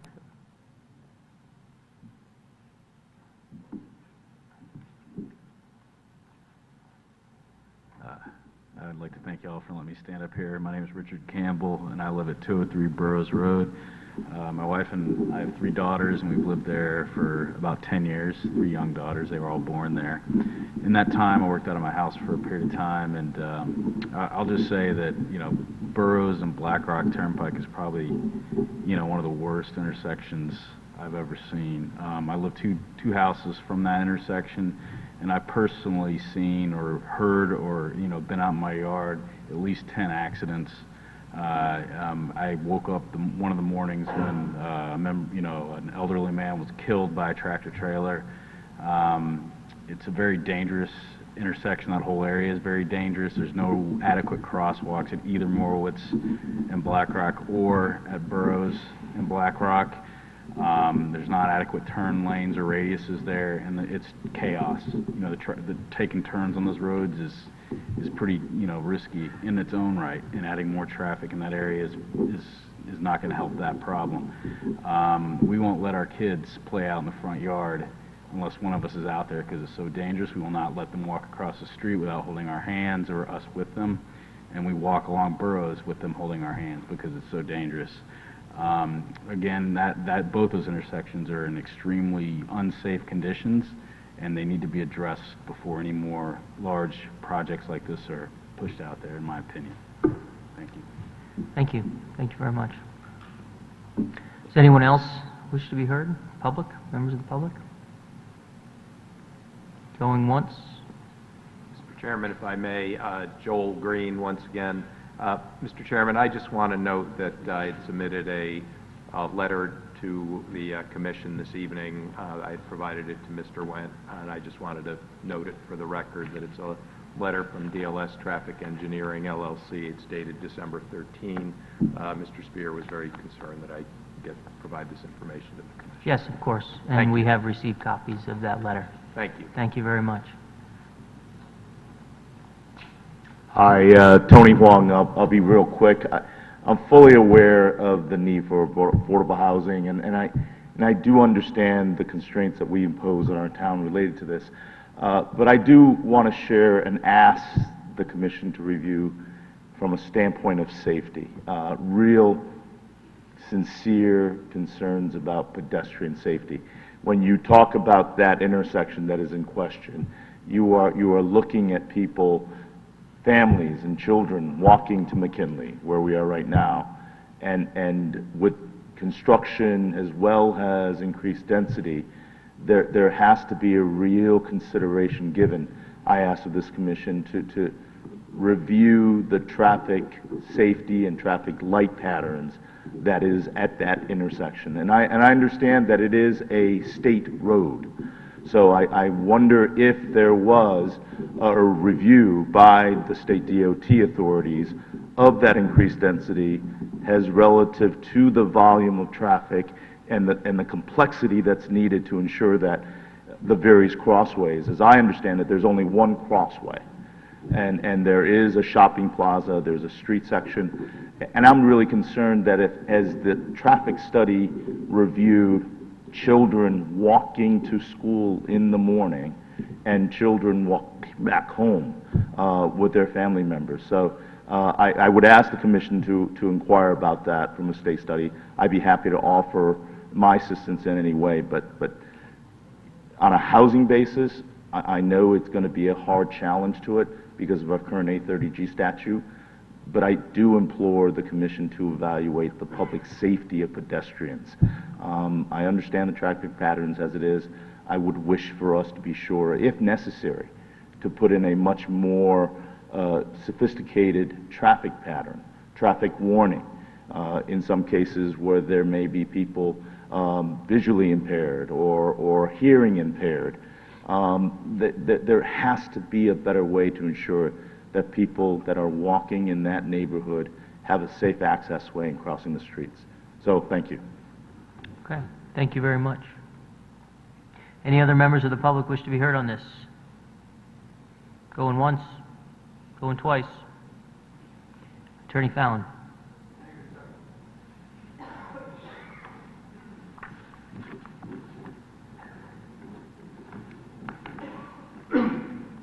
Well, good evening. For the record, I'm John Fallon. I represent the applicant. Mr. Cardamus, who is the principal of interest, is here, as are our consultants who testified during the evening past. The first thing I want to do is I want to thank the Commission for your usual courtesy, interest, intelligent questions, and time. I think it's important in these matters that it always be recognized that you are here as volunteers in service to the town, and we appreciate that. I also want to thank the members of the public and Mr. Green, my colleague. These applications are difficult, yet, as is always the case in Fairfield, things are civil, people are polite and constructive, and that's not true everywhere you go. And I think that reflects very, very well on our community. In the interest of your time, which I just appreciated so much, we submitted a letter dated December 6, 2016. You have it, and I know in your due diligence you have read it and probably will again. What we endeavored to do there, rather than have this drone on, was to take, in formatted format, Mr. Spear's comments and address them. This was a collaboration of Mr. Waugh and Mr. Trinkus, who are here tonight, and I'm not going to read this to you because I know you've read it, but I will touch in my remarks on some of the points that are made there for your consideration. And do you have a copy of the December 13 letter? At the same time it came to Mr. Went about 5:30 this afternoon, which is fine. You have that. You're going to read it.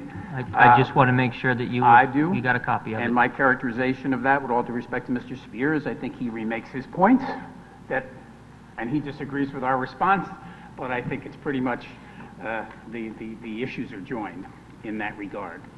The one thing I would say to start off the comments are we're in agreement, I think ultimately, with Mr. Spear.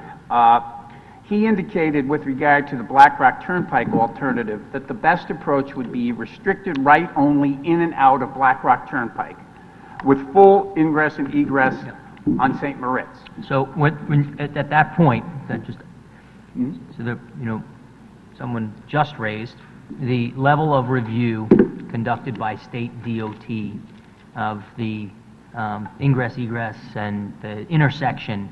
Can you describe that process and the level of scrutiny that the state has given to the traffic, the ingress, egress, and pedestrian, and the intersection, You if mean at all? as it relates to our proposal? Correct, yes. Yeah, I mean, we submitted an original proposal to you. We then submitted an alternative proposal, which we had the state review. They gave you preliminary comments as you had them. But the more that we went through the layers of the onion here as part of this process, there was built a consensus by the two traffic engineers who appeared before you, at least on this issue, that the best way to handle ingress and egress to this site was to make the Black Rock Turnpike right-hand turn in and out only, Yes. and Moritz both ways. I hear you there. Was there any level of state DOT review of the increased number of trips, the traffic that would be placed on Black Rock? Let me just finish my question.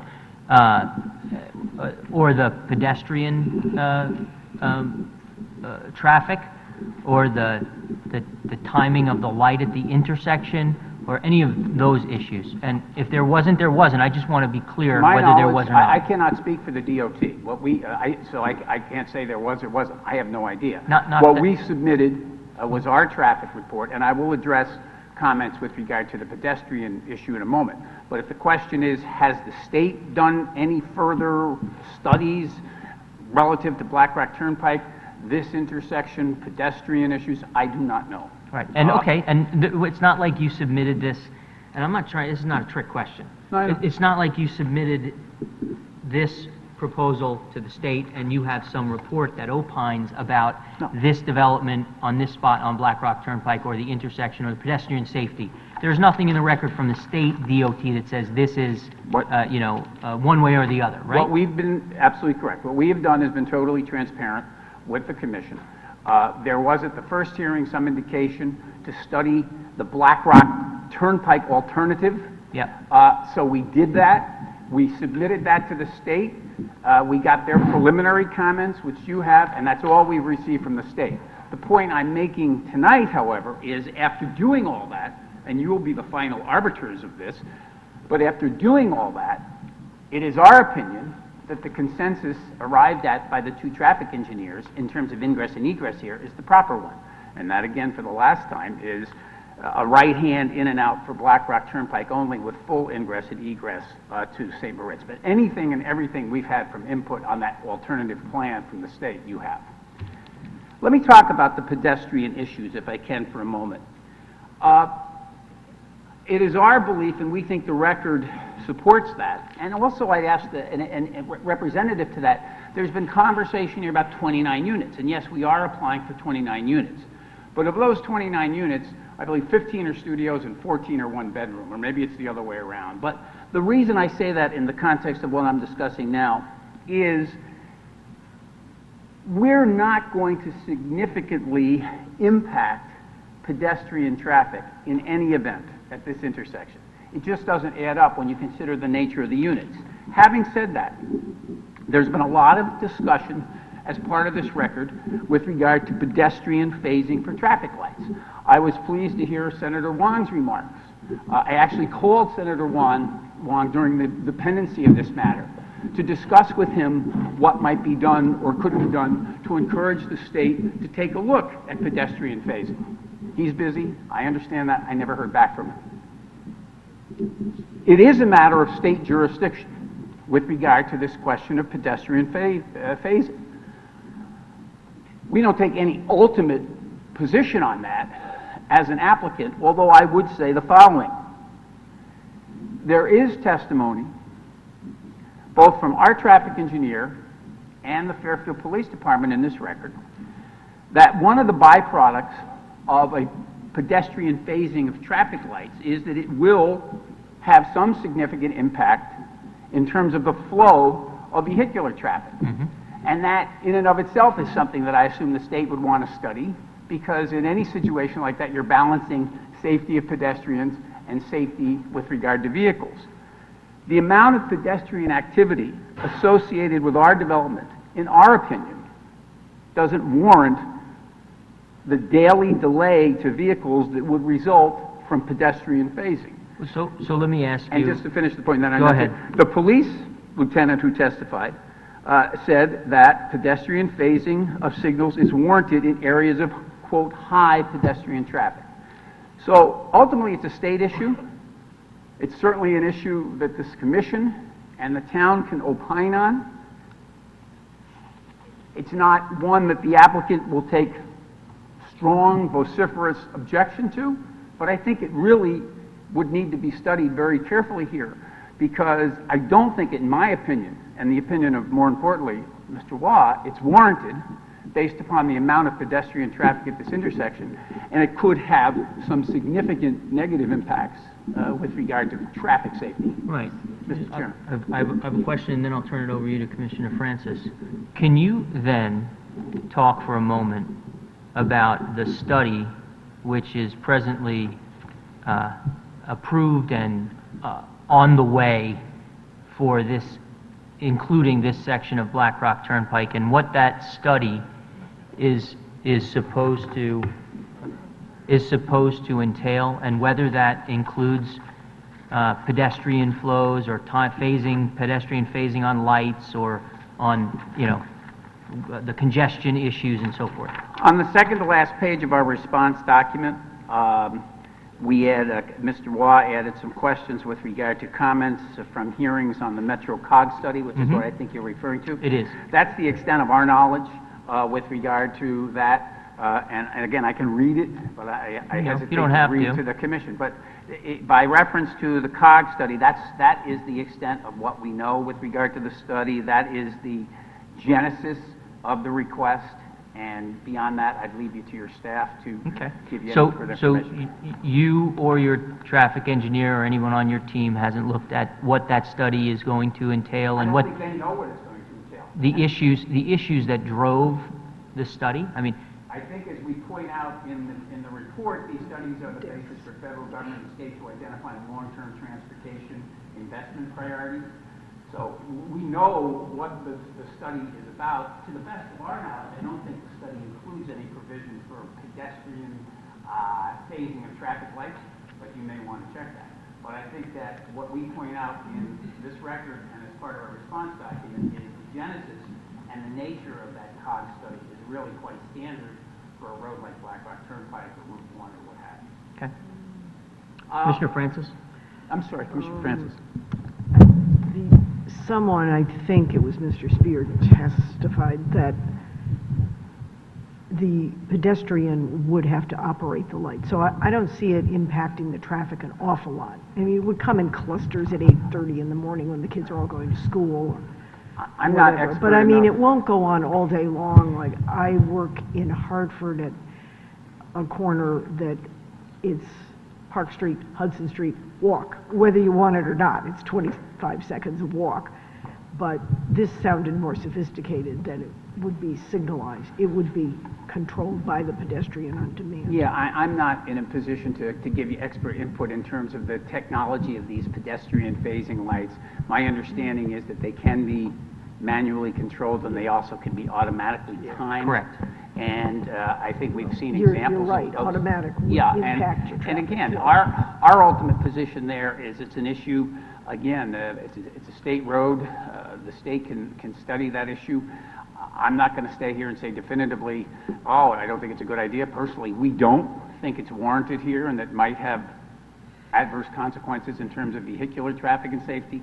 But, it's an issue that we don't really ultimately take an ultimate position on. We think that right now that intersection is not unsafe for pedestrians, and we don't believe that we are going to in any way significantly add to pedestrian traffic in the area that would in any way change that conclusion.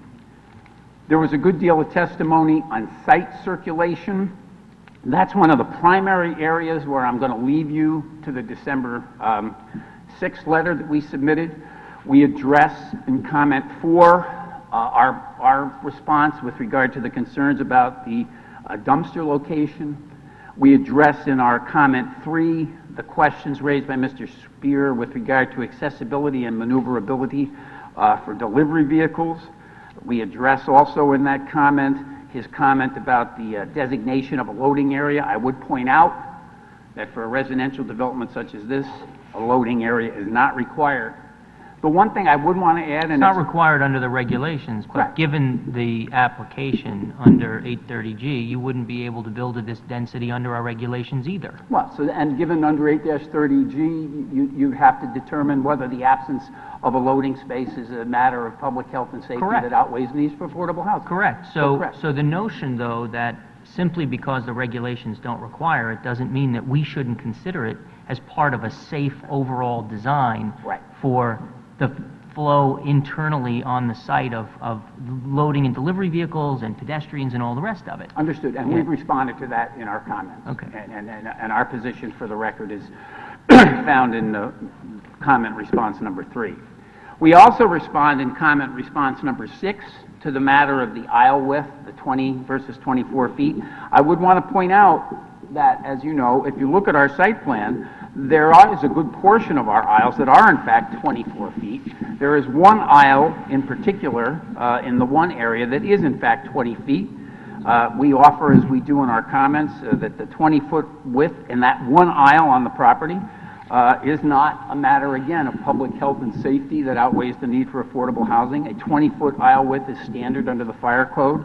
Parking garages in this town and elsewhere often have 20 feet parking aisles.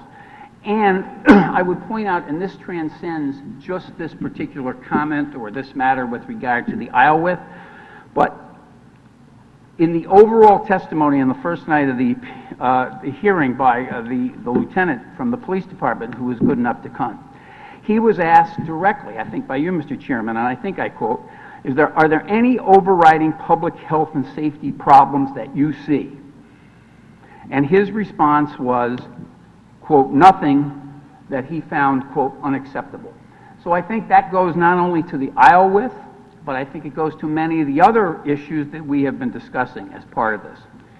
In the final analysis on the issue of site circulation, which is where Mr. Spear and Mr. Green ultimately hang their entire, it seems to me, 8-30G public health and safety hat, Mr. Spear's testimony was that with regard to, quote, unspecified, quote, excess bagging, and that was, quote, highly undesirable, and that could, quote unquote, lead to safety issues. I submit to you respectfully for your ultimate consideration that that testimony about excess backing, quote unquote, being highly undesirable, quote unquote, and leading to unspecified, quote, safety issues, does not meet the standard of substantial evidence supporting a finding on a non-speculative basis of a likelihood of public health and safety issues that outweigh the need for affordable housing. Parking. We seek a 1.3 ratio, and we believe that is appropriate. I will point out, and this commission of good long memory is well aware, Mr. Waugh was the traffic engineer for the Garden Homes Bronson Road project. Mr. Green represented the neighbors. It was kind of deja vu all over again in this hearing because Mr. Spear and Mr. Green basically made the same exact arguments in opposition to the 1.3 parking ratio, Sterling Towers, the different standards for low and mid-rise apartments, the overall approach of the ITE. These were the exact same and explicitly made arguments that were made to this commission with regard to the sufficiency of the parking at Bronson Road. And although that matter remains on remand, one thing that is clear and not disputed is that the court did find, after reviewing that entire record, that the 1.3 parking standard was adequate and appropriate and did not create a public health and safety issue. The other thing I would point out respectfully is that in the judicial stipulated settlement judgment with regard to the Garden Homes Fairfield 8-30G application. Fairchild, I'm sorry. The parking ratio established there under that stipulated judgment between the applicant and the commission was 1.3. I'm not going to talk long about Mr. Vimini's, I hesitate respectfully to call it testimony, about property values.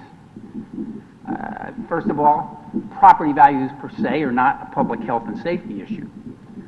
And ultimately, Vimity's testimony attempted to tie density to property value impacts, but as I pointed out the first night of the hearing, matters pertaining solely to density, standing alone, cannot be a basis for a denial of an 8-30G application.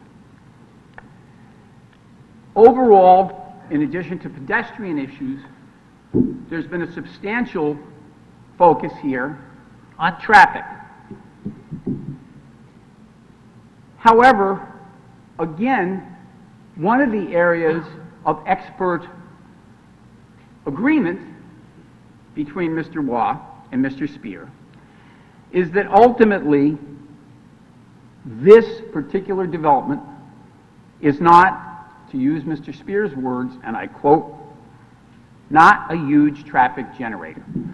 Whether you apply his ITE standard or Mr. Waugh's, at the end of the day, when you look at the traffic generation here, it is not significant. That is important, because that fact and the insignificant traffic generation, which both these consultants concur on, rebuts all these claims about this development causing, quote, cars to zoom up Moritz, or intensity existing volumes on Burroughs and Fieldcrest, and everything we've heard, including what we've heard tonight. This application is not a significant traffic generator. What is clear is that whatever concerns people have, as they voiced during the course of this public hearing, is in regard to referencing existing circumstances and not any circumstances that relate to our traffic generation, and there's no indication, based upon that, that we are going to do anything to exacerbate any of these existing conditions that you've heard about and create, through this development, a public health and safety issue that outweighs the need for affordable housing. Their perception, rightfully or wrongfully, and respectfully, of whatever the existing conditions are, vehicularly and pedestrian-wise, in this area, it is clear from the evidence, which I think Mr. Spear confirms, that our low generation volumes are not going to exacerbate or modify or certainly create any public health and safety issues with regard to that. Could I challenge you there for a moment? Sure. So, let's assume for the moment that the intersection and the surroundings are presently unsafe. There's no evidence to that effect, but I'll accept the premise just for your hypothetical. Right, okay. Under 830G, is it your argument then that building an apartment building with, of density and putting those residents into that unsafe environment would not be a condition of safety that would outweigh the need for affordable housing at that location? Do you understand the premise Sure. of what I'm driving at? The premise of your question, we can both agree, Mr. Chairman, what the standard of 8-30G is, and that was where I was going to go. And clearly, if an 8-30G application creates a condition that has a substantial impact on the public interest in health and safety, that's the basis under which you can deny an 8-30G. And so what I'm getting to the next level, well, which let me is... finish the first part of the go first ahead. level. Our position is there's nothing in this record based upon existing traffic conditions. Yeah, you've made that point. And our confirmed low volumes that would create such a situation. I understand, and now I'm asking you a different question. You're asking me if there is a documented unsafe condition I'm not asking you if there's a documented unsafe condition. Well, you tell me what your question is, hypothetically. I'm asking you to presume Yes. in my hypothetical. Yes. That there is an unsafe condition. It has nothing to do with the applicant's proposed development. I'm just asking you to assume, for my question, that the intersection into which the traffic from the proposed project will flow is an unsafe intersection, okay, for purposes of the analysis.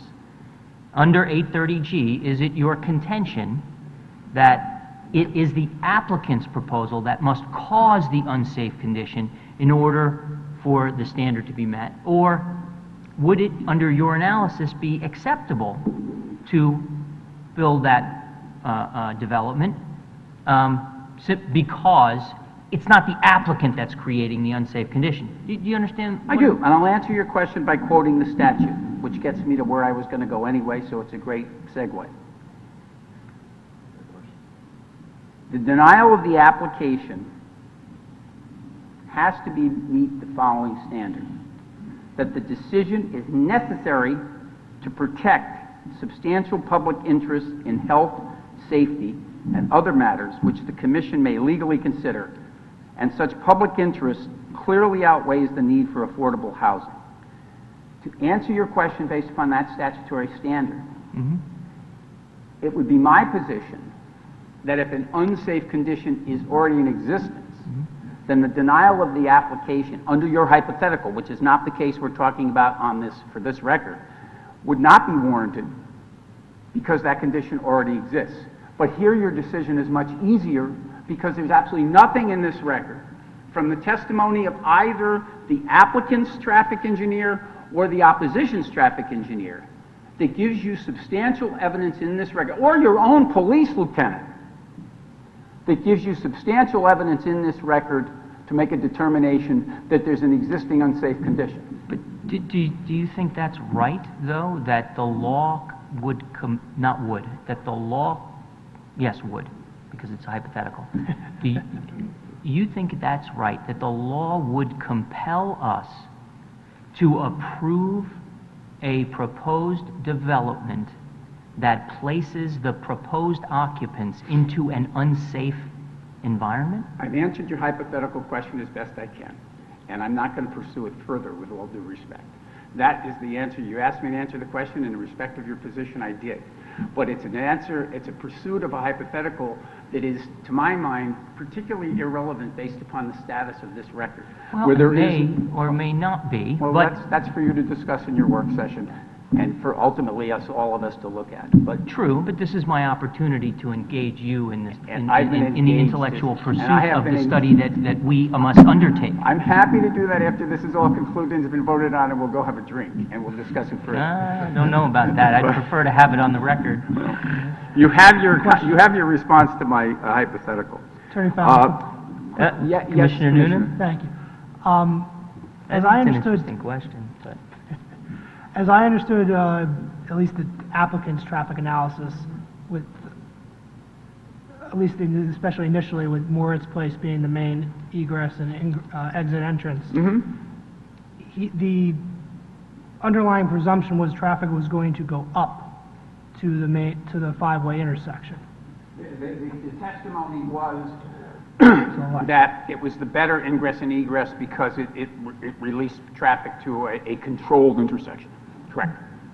But there was no evidence, and I don't remember this off the top of my head for Mr. Spears, but at least for your traffic analysis, that it did not anticipate most, any, or all traffic taking a right out of Moritz Place.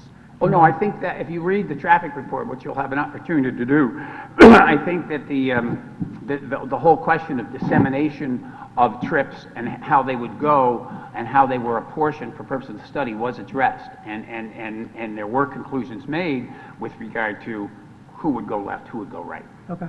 I'll double check it. okay. Commissioner Kennelly?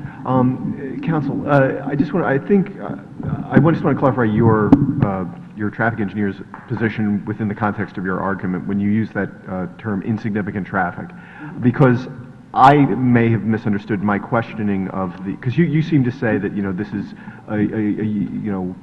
the agreed opinion of both sides in terms of the expert opinions involved here, that both Mr. Spear and Mr. Waugh agree on this term of insignificant.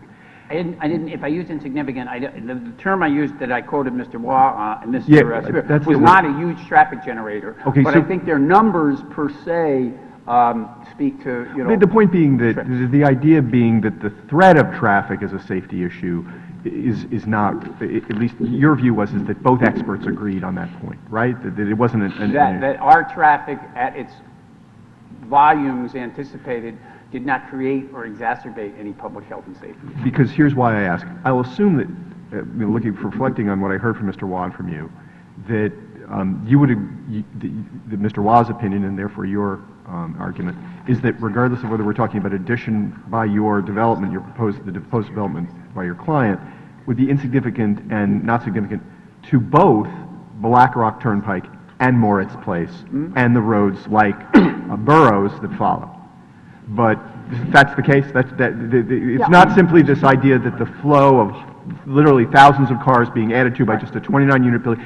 It's not just, in the opinion of Mr. Waugh and yourself, that the volumes are insignificant just to Black Rock, but also it's insignificant in your view as a threat to public safety down Moritz and Burroughs. Yeah, I mean, I think... A 29-unit building like this, in Mr. Waugh's view, is not a significant impact. Yeah, on the I think streets. if you review, as you have, and as you Right. probably will again before you deliberate, Mr. Waugh's traffic report, he does a complete level of service analysis for various intersections.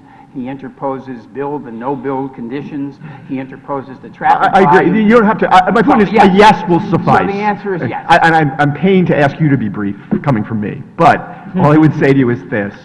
I would ask you, and my colleagues, as we're letting you sum up and all, that it does seem that this idea that there is unity of opinion there on this between the two experts would be contradicted by my repeated, to the annoyance of my colleagues, questioning of Mr. Spear about what his views were regarding how right-hand traffic from the Moritz Place exit that you're proposing would have an impact on the roadway. He seemed to, and maybe you were speaking for them, I'm interpreting what I'm hearing, but under repeated questioning, because I couldn't seem to suss it from him, he seemed to indicate that he did think that there was an issue related to traffic as it from this proposed development, as it related to Moritz and Burroughs because of the likelihood of flows northbound. So that's all I'm saying is that I'm just saying that I don't know that unanimity in toto is there. I think you're right that both agreed that the Black Rock Turnpike is insignificant. That's clear. 29 cars and 2,500. But I don't, as I recall at least, because I asked the question to the point of annoyance of my colleagues, that there is some impact there. So Your review, Mr. Spear did a complete, Mr. Waugh did a complete traffic report. You have it. Mr. Spear, was asked to do a letter. You have the letter. I think his letter addresses what it addresses. It doesn't get into a full analysis of impacts on other intersections. Ours does. And So you the have to answer there, evaluate that. the answer there, not to cut you off, but the answer for you would be that whether or not Mr. Spears has been pressed to give an opinion on the spot, you counter that by saying maybe they weren't in agreement there, but our scientific evidence-based opinion report overrides that anyway. If you were before a finder of fact, you would say to me that while maybe you misspoke about the idea that there's complete unity between the two on this issue, your traffic study makes clear that I need as a finder of fact to say, your science outweighs his opinion. Yes, except I did not misspoke. What I It did seemed to say- be, because I didn't- What I said was that they were in agreement that this was a very low traffic generator, okay? You raised the point that Mr. Spear, upon being pressed or questioned, indicate that he might have a different conclusion about impacts on other intersections. I don't recall that, but I take that as your recollection. All I'm saying is, number one, I'd say two things. One, we did the full report on that. You asked him a question and he responded. The other thing I would say is that the matter of agreement is significant there, because all issues in terms of impacts on other intersections, et cetera, all flow from a basis of, well, what is your traffic generation to begin with? And in this case, they're in agreement that traffic generation is not significant. A couple of legal points, and then I will sum. I'm not going to get into Mr. Green's comments about the draft regulations, but because there was that colloquy, I want to address it. 8-30G B1E says that an affordability plan has to include, and I quote, draft zoning regulations, comma, conditions of approvals, comma, deeds, comma, restrictive covenants, or lease provisions. And the law is clear, as the chair in its questioning made clear, that the clear standard there is that those matters are alternative. And you do not have to include draft regulations in order to have a valid 8-30G application. There's cases to that effect, the most recent of which just came down on September 20th, 2016 from the Chief Judge of the Affordable Housing Court, Judge Berger. It's Milford Developers LLC versus Milford Planning and Zoning Board, and the docket number on that is CV 15-606-2796S. Now, I close with where I began. This commission is very sophisticated and knowledgeable with regard to 8-30G. And all I ask is that when you deliberate with regard to this application, you apply that knowledge. The ultimate knowledge here is, as I said, the decision, a denial, can only be sustained if the decision is necessary to protect a substantial public interest in health, safety, or other matters which the Commission may legally consider, and such public interests clearly outweigh the need for affordable housing, and such public interests cannot be protected by reasonable changes to the affordable housing development. There was some colloquy at the last meeting, I'm using that word a lot, about the Bryn Mawr case. The chair and Mr. Green is correct. What Bryn Mawr said, to be complete, is that 8-30G doesn't allow a commission to use its traditional zoning regulations to justify a denial of an affordable housing application, citing the Winooski case, unless non-compliance with a particular regulation, again, results in a situation where the denial is necessary to protect a substantial interest in health and safety that clearly outweigh the need of affordable housing. So we're all on board there. So if we want to focus on one element of this record, you require a 24-foot aisle.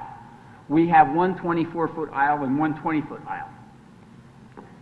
You can't deny the application because we don't comply with the 24-foot aisle width requirement unless there's substantial evidence in the record, non-speculative evidence, that says that that non-compliance, that 20-foot aisle width, creates a public health and safety concern that is documented in the record by substantial evidence that outweighs the need for affordable housing. So we're all in agreement on what the law is. And it's your unfortunate task, which, again, we appreciate your time and effort in doing, of applying that here. But I would respectfully submit to you that there is nothing in this record that rises even close to the level of substantial evidence that would justify a finding of a public health and safety likely detrimental impact that would outweigh the need for affordable housing. There is a demonstrated need for affordable housing in Fairfield. Despite whatever efforts everyone may be making, we still stand today with only 2.6% of our housing units being affordable. We still have the lowest percentage of 22 block grant entitlement municipalities of affordable housing. This, ladies and gentlemen, is an excellent location for multifamily residential housing, of which 30% of those units will be affordable. The area is a lovely mixture of a vibrant commercial area and a lovely residential area, but it is transitionally located between those existing and commercial residential uses.